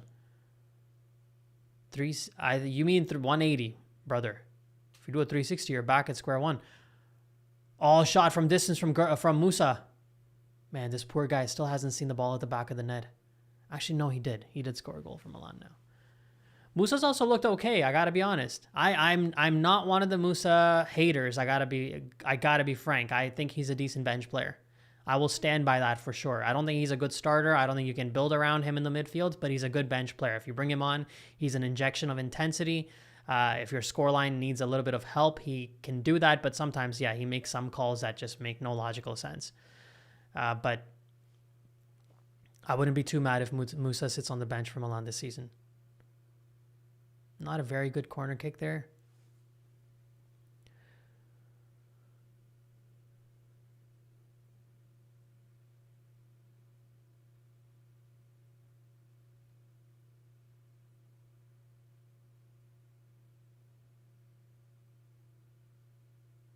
Somebody said his ACL? Is that true? Do we already know? Or you're just one of those guys who's just doing this to me right now?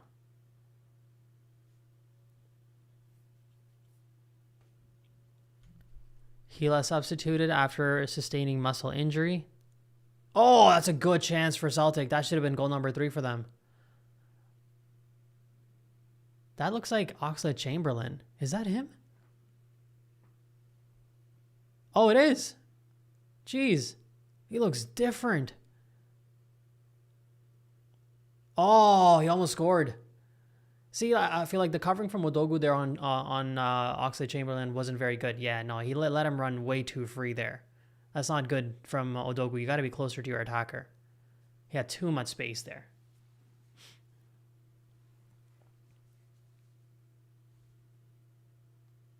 Yeah, I'm not seeing anything about Hila, by the way, guys. I do see he has a muscle injury, but I'm not seeing anything about ACLs or anything like that. So I think you guys... Yeah, it's not good. Muscle strain. All I'm seeing right now is muscle strain, so we'll see what happens. Don't do that, because he actually looked good.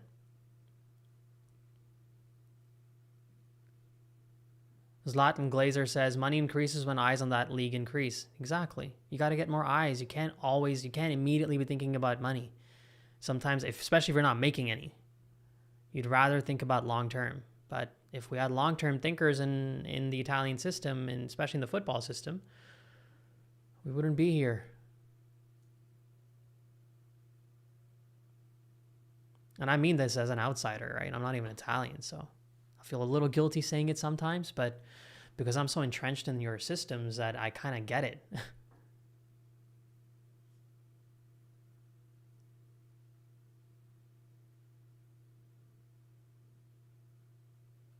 Celtic on the attack one more time. 85 minutes in. I think they want the win here because they're really starting to attack now. From the left flank, lovely drive. Toriani should be closing that down. Doesn't manage to. Is that a penalty? No, that's a foul against Celtic.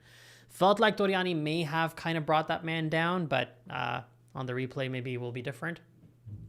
Referee says no penalty. Yesterday I was watching a video where they mentioned democracy in Italy was one of the prime examples of it. I'll skip that one for now because we talked about it a lot. Korea also got a lot of Milan fans for some reason. Hey, the Milan fans are all over the world. Do you understand how many Milan fans are in Indonesia? Probably a bunch of you guys are watching from Indonesia right now. Right? It's crazy how many fans, Milan fans come from that part of the world. Milan is a global team. It's very obvious.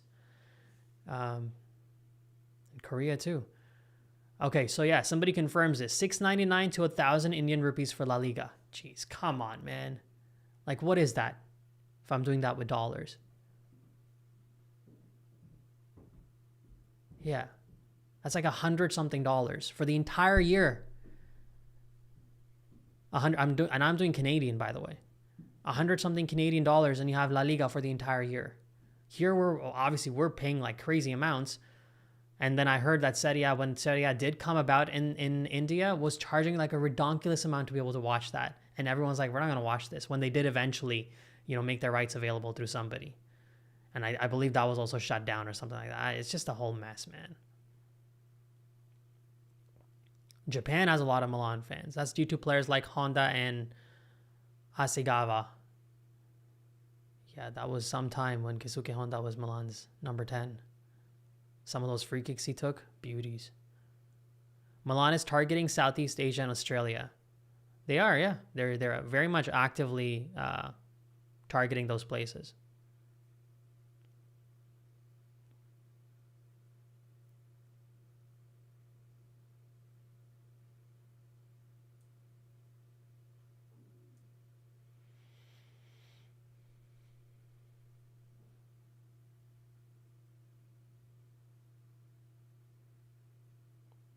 Let's see this from Ollie. How do you think Chukwueze transition to right wing back is going? The passing for Camarda's goal was nice, and I'm surprised they won the ball by pressuring Celtic up in their third to create it. I guess he is playing as a wing back. Did they take him off now? Because I don't see him. I see number 33, who I don't know who that is. The Chukwueze as a wingback is going to be interesting to watch. That's very tough to be able to assess from one game. From an attacking standpoint, he was good. Yeah, he's still there. He was very good. He was not just good. He was very good. He was electric for the first 15 minutes that he was there. But how is he going to be able to help out the team defensively What are his, what is his pressing intensity going to look like? Is it going to have intelligence behind his pressing, or is it going to be a lot of, a lot of intense running, right? That's a big question mark, even for really any player. It's like, yeah, running is one thing, but do you have the smarts to know which direction and how much to run in that way to be able to press this player effectively? What if he changes direction and you just find yourself just exhausting yourself? So those are the things that I'm more curious about with Chukwueze, because before, when he played with Milan, he played as a winger, really, right, up front. He didn't play as a wing back. So let's see how he fits into that role. But today, from an attacking standpoint, he's looked fairly good.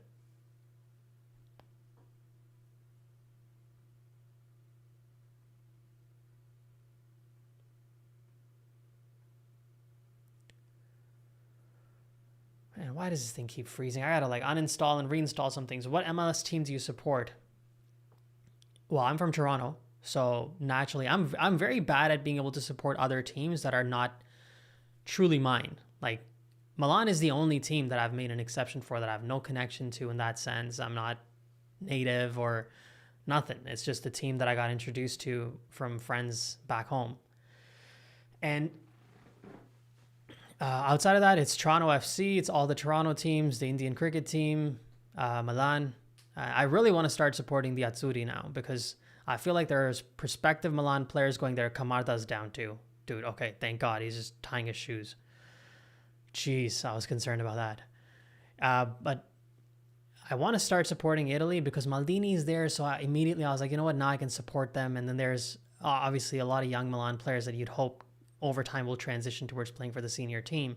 And you have players like Gabbia and Ricci, maybe to some degree, that could be playing for the team. Gabbia, at least, I would think so. It becomes easier to support Italy. But then they went out and got Pirlo. I confused the heck out of me. I don't think it's necessarily a disastrous call. I think it's better than the Gattuso move. If you're thinking long term, because Pirlo has shown some, I don't want to say a tendency because that makes it like that's his norm. He has shown some moments where you get the sense that Pirlo can nurture young players. We saw what he did with, who did he do? I heard at Juve he did that with one of the players. Leone is a player that he recognized, I believe. Are Celtic actually going to get a third here? Because we have 1 minute of injury time left. We're 2 minutes injury time. 91 minutes in. So if you're trying to build a long-term project, you want something that is going to run you about half a decade at least. If he has an eye for talent, maybe. Some of the moves that Maldini has made have surprised us, and they bear fruit. Nobody expected Kalulu to become what he did. Theo Hernandez was on the fringe in Madrid, and look what he became, and then what he didn't become. Pioli was a coach that we didn't really expect much from. A lot of people hated that call, and before you knew it, you're lifting the Scudetto, and Pioli's on fire. Charles de Ketelaere, a player that you could say Maldini was in a sense fired for, one of the reasons, was not a good signing, turned out to be a great player, to the point that Barcelona now wants him, is what I was hearing, at least, that Barcelona wants him after his World Cup display and how he's been playing for Atalanta. So could Andrea Pirlo be another one of those moves from Paolo that we didn't expect? There it is. The game ends 2-2, guys. Maybe, but we'll find out. All right, let's run some stats here, see what you guys are up to, what you guys are saying. I need some comments to come in because, man, I cannot scroll this thing.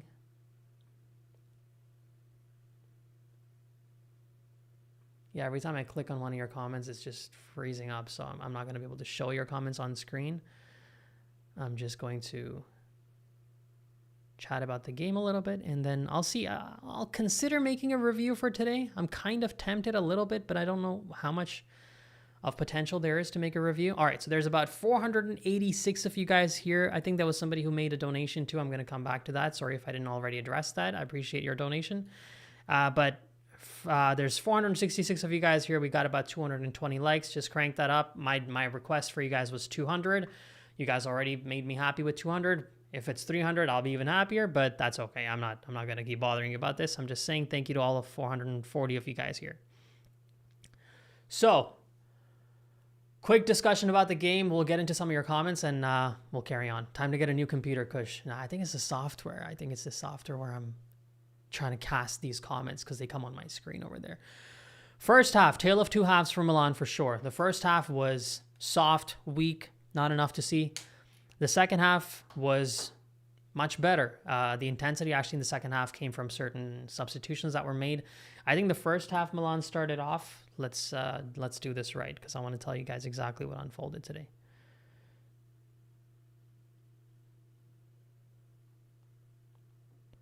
I'm just going to go through the lineup of the first half before I start giving any comments.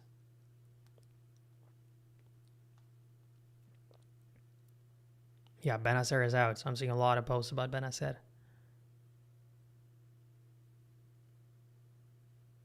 All right, so the first half, Milan lined up with a 3-4-2-1. That's the signature style of Ruben Amorim. It looks like Toriani was in the back, made a couple of mistakes, in my opinion. Fikayo Tomori was also there. Keep playing, buddy. Keep playing. So, yes, it was Toriani, Fikayo Tomori. In the back line, it was Tomori, Gabbia, and Pavlovic, Milan's back line from last season. On the right flank, it was Atakame. On the left flank, it was Bartesaghi. In the midfield, the duo was Ricci and Komoto. Up front, it was Ossola and Loftus-Cheek behind Kostic. From an attacking standpoint, I got to be frank, guys, we didn't really do anything. I don't think we had a single shot on target. I'm not even sure how many shots we even had. And I think you could really... I'm not going to blame the young guys. They're just trying to get some experience. But the front three tandem of Ossola, Loftus-Cheek, and Kostic didn't really help because you couldn't really see a lot of fluidity from them. A lot of the times I felt like when Ruben Loftus-Cheek was driving the ball forward, at times you felt like he would almost like instinct. You could almost predict it like, hey, he's running, he's driving, but I promise you in about 3 seconds, he's going to stop and he's going to turn around and pass it to someone in the midfield. That's what he kept doing. He didn't want to just take a chance and drive the ball into the box. He would always drive it almost close to the box or just on the edge of the box. He'd turn around and pass the ball back. So I think the first half was also impacted by just lack of quality up front. But really the mistakes were made in defense somehow. There was lack of quality up front. There was lack of quality in the back. The first goal was a mistake made by Strahinja Pavlovic. He tried to pass the ball at the face of goal, across the face of goal. You would have thought that, that would have... You have your goalkeeper that is new. Okay, fine. But you would think you can find a teammate there in that moment. Across the face of your own goal, you're passing the ball, and he passes it like a cutback in an attacking sequence, like a cutback to Celtic player. And he was 1v1 against the goalkeeper. I felt like Toriani could have done better there, but he did not really try to stop the ball from getting to the Celtic player. He tried to stop the Celtic player from actually being able to launch a decent shot. Didn't work, was an easy goal. On that second goal, Samuele Ricci, you would have to put a little bit of blame on him, but I would, for the second one especially, I felt a little bit more on Toriani, that I felt like he should have really come out much faster to get on the end of that ball. Ricci was being pressured. He was being sort of pushed around by a Celtic player. He tried to make a pass back. Toriani, if he had just left right away, he could have probably gotten to the ball. I think Mike would be doing something like that. But in Toriani's case, he didn't. And it seemed like Pavlovic was trying to run the ball down. A Celtic player was trying to run the ball down, and then Toriani was running to the ball to gather it. And the Celtic player won the race. He was ahead of everybody else. He sort of moved past Toriani, who had overcommitted now at this point in time. Empty net, launches a shot in. Now, that brings us to the second half. Milan makes some changes. Toriani was still there, but on the right, they had Hila, who looked decent. In the middle, they had Odogu. And on the left, they had Terracciano. In the midfield, they removed Atakame and they put Samuel Chukwueze. On the left, they still left Bartesaghi. And the midfield also, they changed to Fofana and Musa, right? So initially, you had Ricci and Komoto. Then they replaced them with Fofana and Musa. That felt a little bit more fluid to me. But an attack is where the real change came. It was Camarda up front as a striker. And behind Camarda, it was Loftus-Cheek along with Gurnier. Gurnier looked better than Ossola did. And Camarda was splendid, really. Let's just say he was phenomenal. The first touch in the second half when Milan was in possession and they were trying to, obviously they got the message from the coach, like, what are you guys doing? Why are we down 2-0 right now? Like, and it's okay, but it's a preseason friendly. It's the first game. It's their last game. It's our first game, but no make mistakes. Let Celtic score a goal. That's fine. They can score a goal. They're a team as well that are playing at home, but let them earn it. Why are we gifting them goals? And if you look at it, outside of the first two opportunities where Celtic did score because of Milan's mistakes, they didn't really do much else. They didn't really create that much of an opportunity. They didn't really score another goal. They did create a couple of opportunities in the last 10 minutes, but outside of that, it was nothing really threatening. And the moment that Milan came out in the second half, they looked sharper. The first touch of Camarda, I'm not even sure if he touched the ball really. His first involvement was an immediate penalty for Milan. Then Camarda steps up, and the way that he hit that penalty shot, that's my favorite. When a right-footed player hits the penalty into the top right corner with force into the roof, not even in the corner or in the back netting or the side netting, into the roof, that is clutch confidence. That's pretty much what Camarda did. I'm going to see some of the slower replays and see if he used his shoelaces to strike that one, or if he wrapped his foot around the ball. Because if he used his shoelaces, that is just ultimate confidence, and I love it. But at the same time, he did score that goal. After that, there were a couple of moments. Another player that gets a shout out here is Samuel Chukwueze. He was an immediate attack. The attacking intensity that he brought in was immediate. There was a moment that Celtic were on the ball. Milan won the ball back from them. Chukwueze got past a Celtic player, drives the ball on the right flank, crosses the ball in with the outside of his left foot. He's a left-footed player with the outside of his left foot, crosses a beautiful ball in, and Camarda perfectly placed with a beautiful, excellent number 9's header. What Camarda did was nothing short of,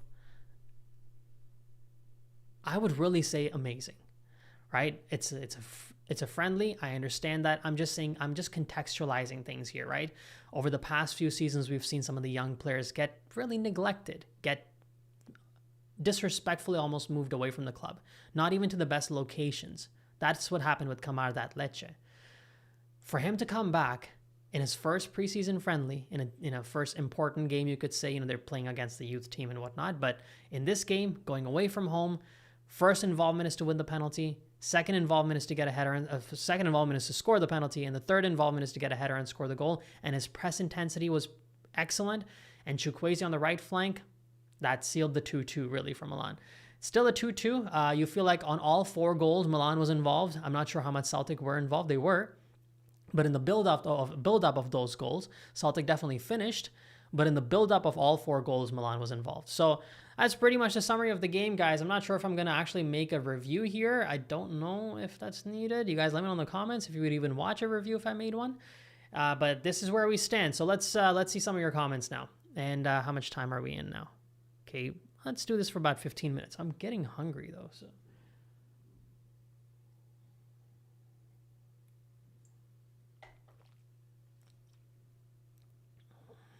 All right. Lots of comments here. Lots of comments. So the only problem that, guys, I'm having, I'll let you guys know, is that for whatever reason, the system that I have, whenever I'm clicking on a comment and it shows up on the screen, it's freezing up. It's freezing up my chat. I don't know why. It never happened before. It's happening today. So for that reason, I'm not going to keep clicking on comments. I'm just going to read them out. I'm going to read your name and I'm going to read your comment.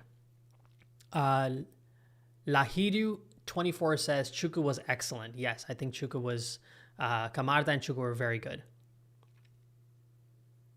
Lahiru, again, I caught your comment. Yeah, Hila's injured. That's right. Hila, unfortunately, has been injured. That's one thing I didn't talk about. Let's see how that goes. But unfortunately, he does seem to have an injury. We're going to see what kind of injury it is. Somebody said ACL. I'm not sure if that's really the case. I don't know if they even would know that quickly. But I'm hearing it's a muscle injury. So let's see what happens. Ollie says Fikayo wasn't the problem for either goals. It was Pavlovic and Gabia who messed up. Yeah, I'm not gonna call. I don't think I named Fikayo as responsible for those goals. I actually put it more on Pavlovic and Toriani initially. because I felt like Toriani was a little slow in getting out. But I got to be honest, I still haven't seen a replay of that goal. At least from a wide angle where I can see exactly where Toriani's position was. And on the second one, I would put Ricci for sure a little bit at fault, but I think Toriani should have done a better job there too. Iglitare says, my point is we should be competing with PSG, Bayern Munich, Barcelona. We can't right now because we don't have the money. Simple. I agree. Sorry, there's something stuck on my... I don't know how to clean this thing up.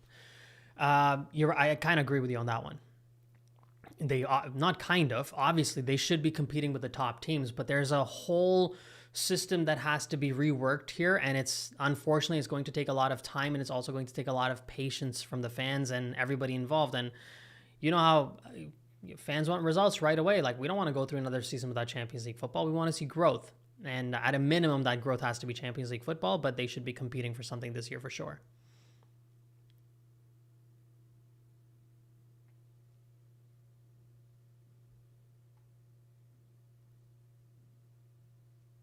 Someone said Celtic are sharper than us, though. They start season next week. We started our preseason. That is true. So this is, Ollie, you're right. This was Celtic's last preseason game. This was Milan's first preseason game. So you have to contextualize a little bit as to what was happening today. Bayern also lost their friendly. So whoever wants us to be like Bayern, I guess we're not too far off, right? If anything, we're ahead. We drew our friendly. Just kidding.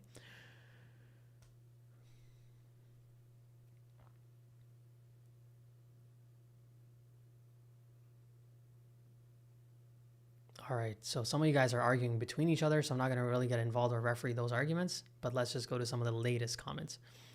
What do you think about Nkunku? Gia Olivia says, what do I think about Nkunku? Nkunku is an interesting one, guys, because Nkunku was brought here as in my opinion, a bit of a panic buy. I think they weren't able to lock down a striker, and they just found a deal with Chelsea, and they went for him. But in the Amorim system, he could kind of fit. Is he Amorim's first choice? I have some doubts. Not sharing any intel or anything, but I have some doubts. So it's going to be interesting to see. I think we're going to have to see how Nkunku plays in the preseason. Today would have been an important day for him, but he got injured, so I don't think he traveled with the team. And so it's tough to say how I feel about Nkunku right now, because I feel like, how can I really make too much remarks on any of Milan's attackers outside of maybe Rafa and Pulisic, because we've seen them for a lot longer? How can I make any remark on any of the attackers from last season when we had Allegri coaching? Because the fact is that we didn't really have much of an attack. Our focus was very simple. Our focus was to draw the game out and pick up a slim win. Just get the job done.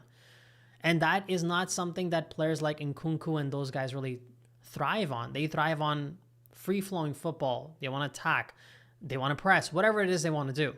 But they want to keep moving. And Nkunku is the kind of guy you'd expect that from. But he didn't really get that opportunity last season because of the way that Milan was being managed. So I'm okay to wait to see what Nkunku does for another season before I really give an opinion. Now, Rafael says that Nkunku is injured forever. That is a problem that I do have. I think Matt always says this in their podcast, at Milan Podcast, and I also feel that way. Best ability is availability. If you're not available, then what good are you? And Nkunku does get injured quite a bit, so that is a problem. Barto7 says, Odogu was actually pretty solid, but I like I said before Gila coming off, the build-up from the back was better. Absolutely. Gila had intensity in both phases of the game. He was good in trying to build an attack from the back, and when Celtic were in possession, he was very quick in closing them down and pushing them off the ball and, not letting them come through and be like, no, this is a fortress that we're trying to build here. But the moment that he went off, you did feel like we got a little bit porous in the back. So Gila was good, but I just said best ability is availability. We need him available. I just hope his injury is not too bad, or his muscle fatigue is more like a precautionary move to just keep him away and not something that, shuts him down for a little bit of time.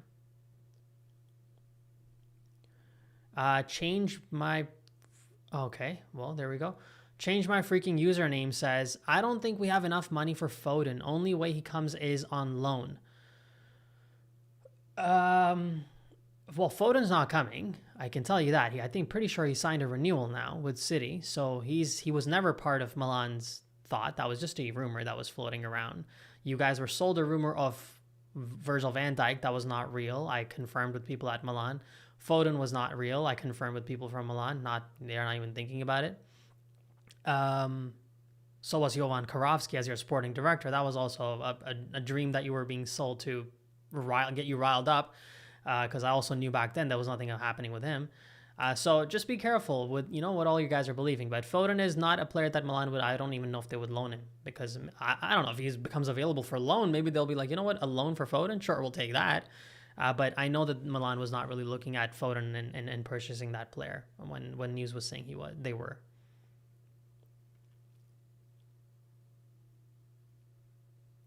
How was Cisse? Didn't see enough of him, to be honest. Knows me 569. Iglitare again. You've been busy in the comments, my friend. This was not... What does GNG mean? I'm actually not sure. This was not even close to AC Milan's first team. If we have fallen, I know we have fallen, but not so far as being food to Celtic. Right. No, we're not. This was, as somebody said, this is like Milan's fourth team. I think, Igli, maybe you said it yourself. So, yeah, you're right.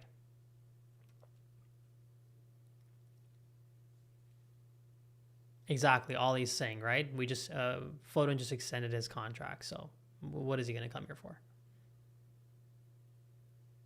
Thoughts on Cisse and Odogu's performance? Daniel is asking. As I said, Cisse, hard to say because I didn't see enough of him. Odogu was involved in a couple of moments. He did an okay job. I think there was a cross that came in on a corner kick where he was able to close down, but that was not too much. And quite honestly, guys, I was reading your chat and talking to you guys more than I was even watching the game at certain points. Odogu's a decent player. It's just how much is it going to translate in Serie A at the top level? Is he playing against Inter that way? That's what you have to see. Gila is definitely the missing piece. Yeah, and we don't want that piece to go missing with an injury. So really hope so, because he looked very good. I think Gila almost immediately replaces Tomori, right? Immediately does replace Tomori. I think it's going to be Gila, Gabbia, and Pavlovic. Diawara is going to be interesting. He's going to line up probably behind Pavlovic. But yeah, that's where we are. That's where our defense is right now.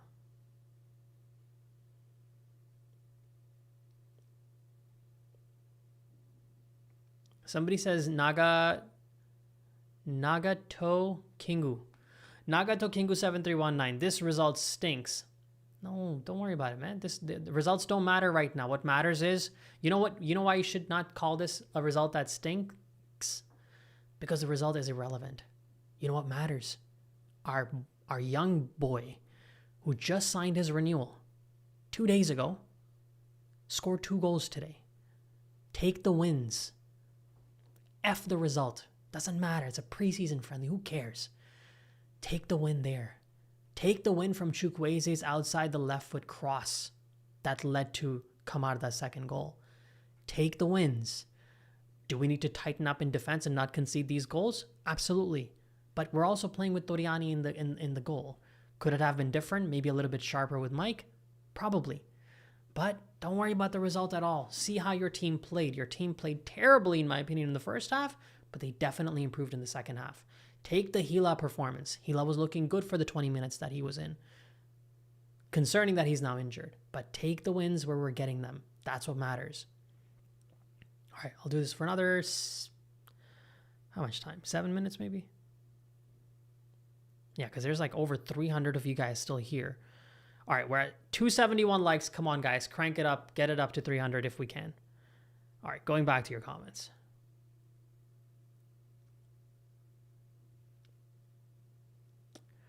Roman asks, what is happening with the new stadium project? The new stadium project is going on.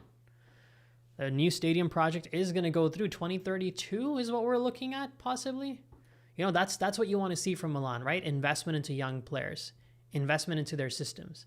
So that by the time 2032 rolls around, aren't Italy hosting something in 2032? Or am I getting this mixed up with something?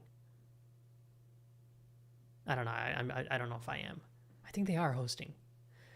So yeah. So that's what we're that's where this is going to go, where you have young players that are being nurtured, that are going to grow, that are going to become important players.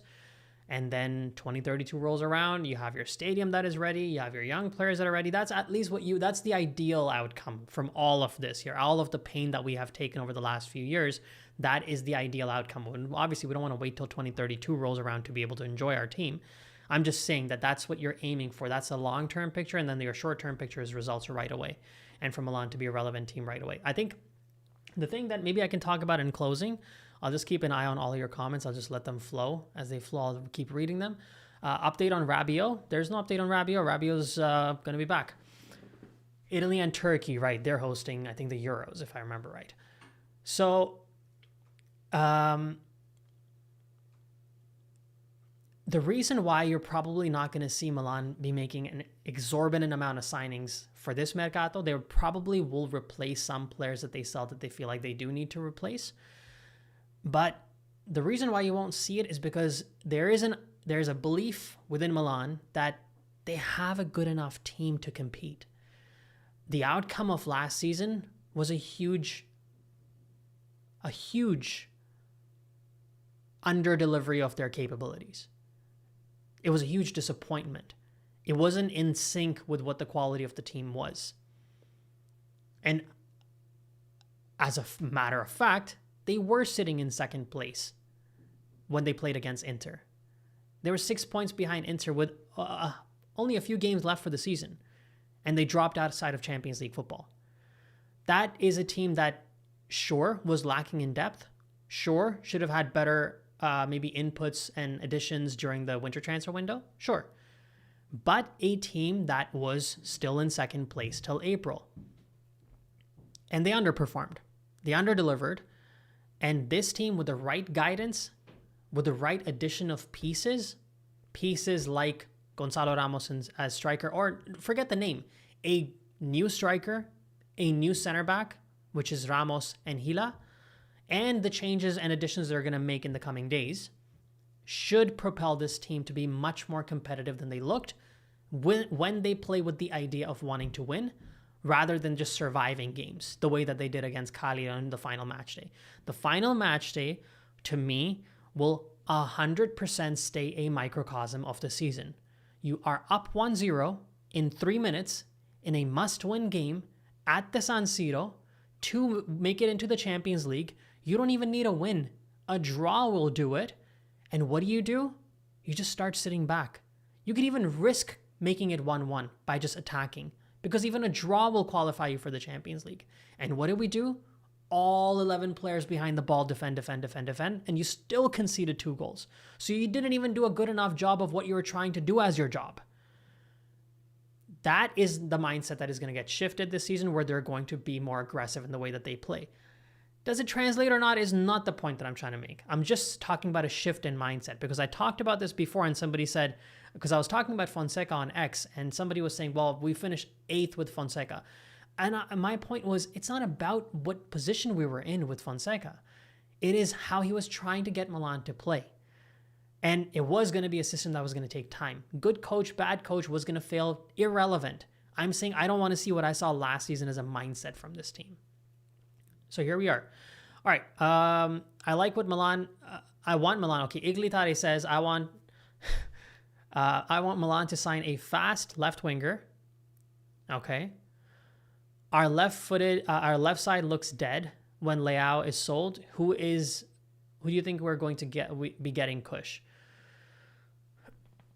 I guess left winger, you're talking about a left wing back at this point, because I think Pulisic is probably going to take a lot of the responsibility of that left 10, right? So now we're going to call it a 3-4-2-1. So you're going to look at 3 center backs, you're going to look at your 4-man midline, your midfield. You're going to have 2 10s, a left 10 and a right 10. The left 10 is probably going to be Pulisic, the right 10, I don't know, name some names. If Leao stays and he does what Amorim wants him to do, then maybe he's going to be the left 10 and Pulisic is going to be the right 10, which is probably the role that we want to see them in. And then up top, you're going to have Camarda and Gonzalo Ramos.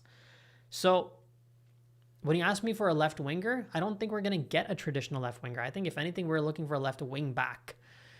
Who that wing back is going to be, I don't know. You guys throw some names out. I would have to really think about which player I want because I don't want to just go on stream and just say a name and then not be able to back it up 3 months later when somebody asks me why I named that player. What I do know and what I will say to you is that I feel like Estupiñán doesn't cut it. Does he play differently under Amorim? Maybe. I guess we'll find out. Amorim wants to hold on to him and play him in the preseason to make that assessment. But I just don't think Estupiñán cuts it for me. The collapse after Estupiñán derby win was crazy. By the way, news on Estupiñán, are we selling him? Yes. So the news on Estupiñán really is that the coach, from what I understood, none of this is my own information, but what I'm understanding from reports is that he wants to test him out a little bit more.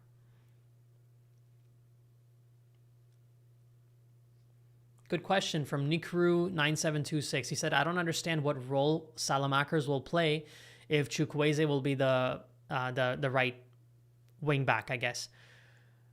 The role of depth, probably. It's situation dependent. Maybe Amorim wouldn't go with Chukwueze every single time. Salamakers is a good player, but that's it. He's a good player. He's not a very good player. He's not an excellent player. He's not somebody you can bank on for the entire season, but he's a good player. I will say so. And, I have a bit of I guess, a little connection with Salamakers because he's the first player ever at AC Milan that I ever talked to, like on camera, that I didn't interview. I played a game with him, but he was the first player I ever did that with. So I got a soft spot for Salamakers. I like the player, but you can't build your entire right wing back around him. And yeah, that assessment is going to have to be made by Milan as to how they're going to use Chukwueze and Salamakers. But I think he's probably going to use both of them because it does make sense.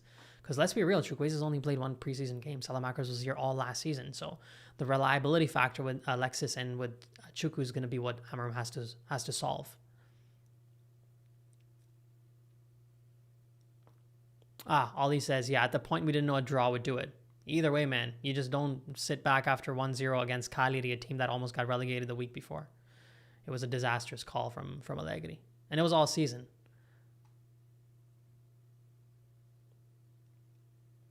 Martino Puccio mentions that besides Camarda, Camoto was much more impressive than the other midfield. Do you agree? In the first half, he was more aggressive. He tried to create more chances. He launched a shot from distance at goal. He was definitely more aggressive. If you're comparing Camoto to Ricci, Camoto was better. I would say so too.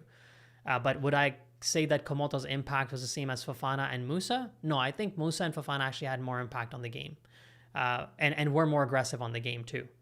Definitely Fofana at one point in time when he created an attack on the left flank with a through ball that he's traditionally sent for Leao and Pulisic in the past was better. But Camoto was good too. These are players we're gonna have in our team and get used to watching them. Good question from Ollie. If Amorim gets us to winter in 8th place like Fonseca did, do we get rid of him or do we allow enough time for the team to transition to his tactics formation? I think this will be different because the team has condensed 6 months of interviews inside of 1 month. The Milan's upper management did, and they have made a choice on Amorim. I think it would have to be a much bigger disaster than 8th place for them to fire him. I think they would still, I guess you'd have to see how they're playing. Right? 8th place is a little bit subjective. How far away are they from 4th place? Are they 3 points away? It can be a little bit tricky to be able to say what I think about an 8th place, because 8th place technically for AC Milan is a disaster. I'm not saying it has to be a bigger disaster. 8th place is a disaster, but what's the context matters. But I think either way, Milan would give Amorim time. This is purely my assumption. I'm just saying this is 100% my assumption, but I would even think that if Milan somehow miss out on Champions League football, but they play a really good style of football, they may not even fire him then, because I think they want to build something for the long term. This is just me talking again.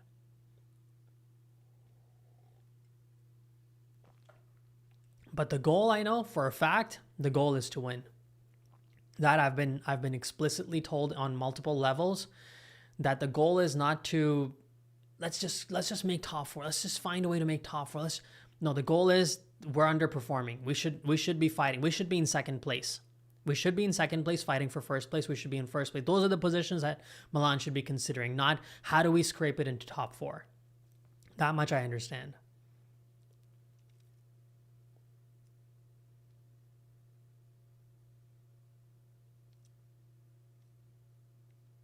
Well, Diego's saying that he heard Amarim could play at Salamakers on the left instead of Bartesaghi. I mean, Salamakers has played that role in the past. I think in the season before Milan won the Scudetto, they did, what was it? 2021-22 was the one they won. 2020-21, they did have Salamakers playing on the left flank. Quite frequently, actually. So, it's possible. You don't see Iglitare says you don't see Bartesaghi there on the left flank. I do, with the crosses that he whips in. Did you not see what the goal that Gonzalo Ramos scored against Croatia in the World Cup? That ball from Rafa Leao. Those crosses are gonna get whipped from Bartesaghi. I would love to see Bartesaghi on the left flank and just delivering crosses to our number 9. All right, guys. I think we're reaching a point where getting a little tired. I'm getting a little hungry. I'll just maybe close it off with Sahil's comment. He's asking what were the pros and cons of today's match. Kush.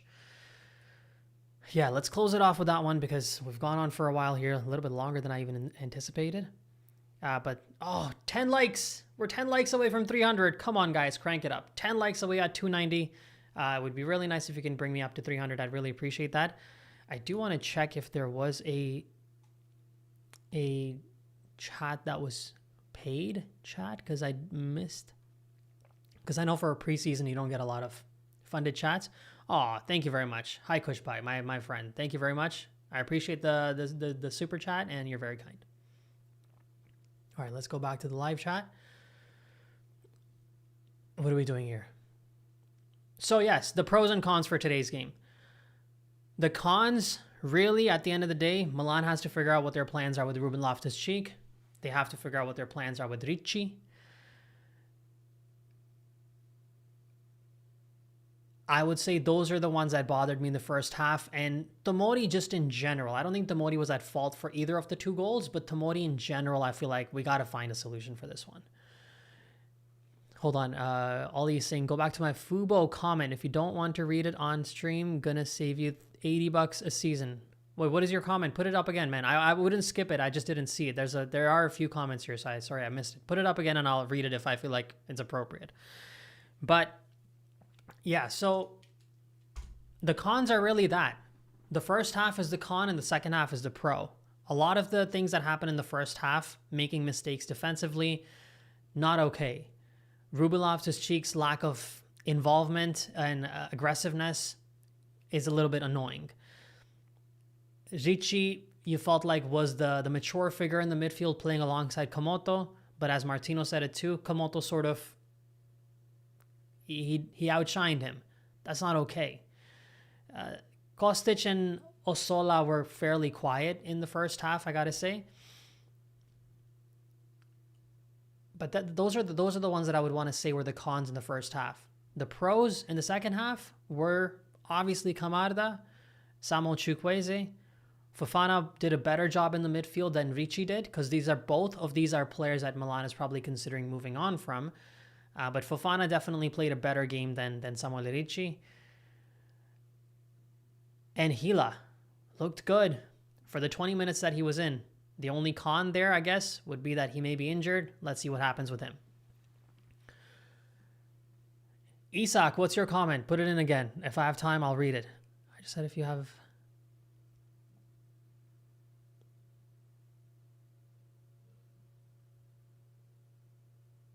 Oh, Ollie, I don't even know what you're talking about. I just said if you want to save money, go to your profile and click unsubscribe to your plan. They'll ask you if you want to stay if they give... Oh, okay. Well, you're sharing tricks here, my friend. All right. Okay. Well, we'll see how that happens. Tay Bully says, "How are you, Kush?" Oh, thank you very much. I'm very good, my friend. How are you? This was a very last minute plan, guys. First of all, thank you so much for being here. I really appreciate it. You guys have been amazing. I'm just gonna check some of the stats because I haven't even looked what the analytics. What the heck? It's probably the most busiest stream I've ever done. 22,000 people tuned in for this. I did not expect that. When I started this stream, I thought I was going to be watching it with like, a few hundred people, which is always amazing too. A small family that we create here, but 22,000 viewers is amazing. I really, really appreciate it, guys. There's about 250 of you guys still here. You've already cranked it well over 300 likes. You guys are doing everything that I asked for and I requested. I hope I'm delivering on that promise too. Everything that you asked for, I want to be able to deliver as well. If you haven't subscribed to the channel, make sure to please. I've been a lot busier. If you guys check out my Instagram, TikTok, and Twitter, I am a lot busier there. So I'll share this with you guys. I've been talking about this in all the videos and I'll share it with you as well.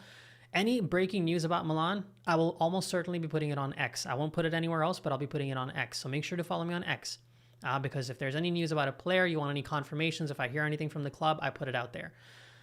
Secondly, any news about like a new signing that is not going to be a designated long form video, like Diawara. I put out a video about Diawara this morning at 6 a.m. Toronto time. You follow me on Instagram and TikTok for that. And obviously the long form videos, the rumor or reels we're going to be doing here. I haven't put out a rumor or reel because we're not really getting linked with anybody. So not much to talk about. That's why I chose to come here today and do this live stream to just catch up with you guys, say hi, say thank you for all the support that the channel has been getting on all platforms recently. You guys have been amazing. I want to keep sure that I keep delivering for you guys as well. So keep me on my toes, demand things from me. I appreciate you guys being here. It's Saturday morning and we're football starved, Kush. LMAO. Yeah, I know, exactly. Football's about to start, but at least we got something to watch now. I will try and do these live streams for almost all the games. I will see if I put out a video or not about today's game. I don't know if I want to make a review for today's game. I'll think about it. I just have some plans this evening, so it might be a little bit hard. But again, guys, I appreciate all of you guys being here. You guys have been amazing. Thank you for the support. And I think that's pretty much it. As always from my side, Forza Milan. Grazie mille.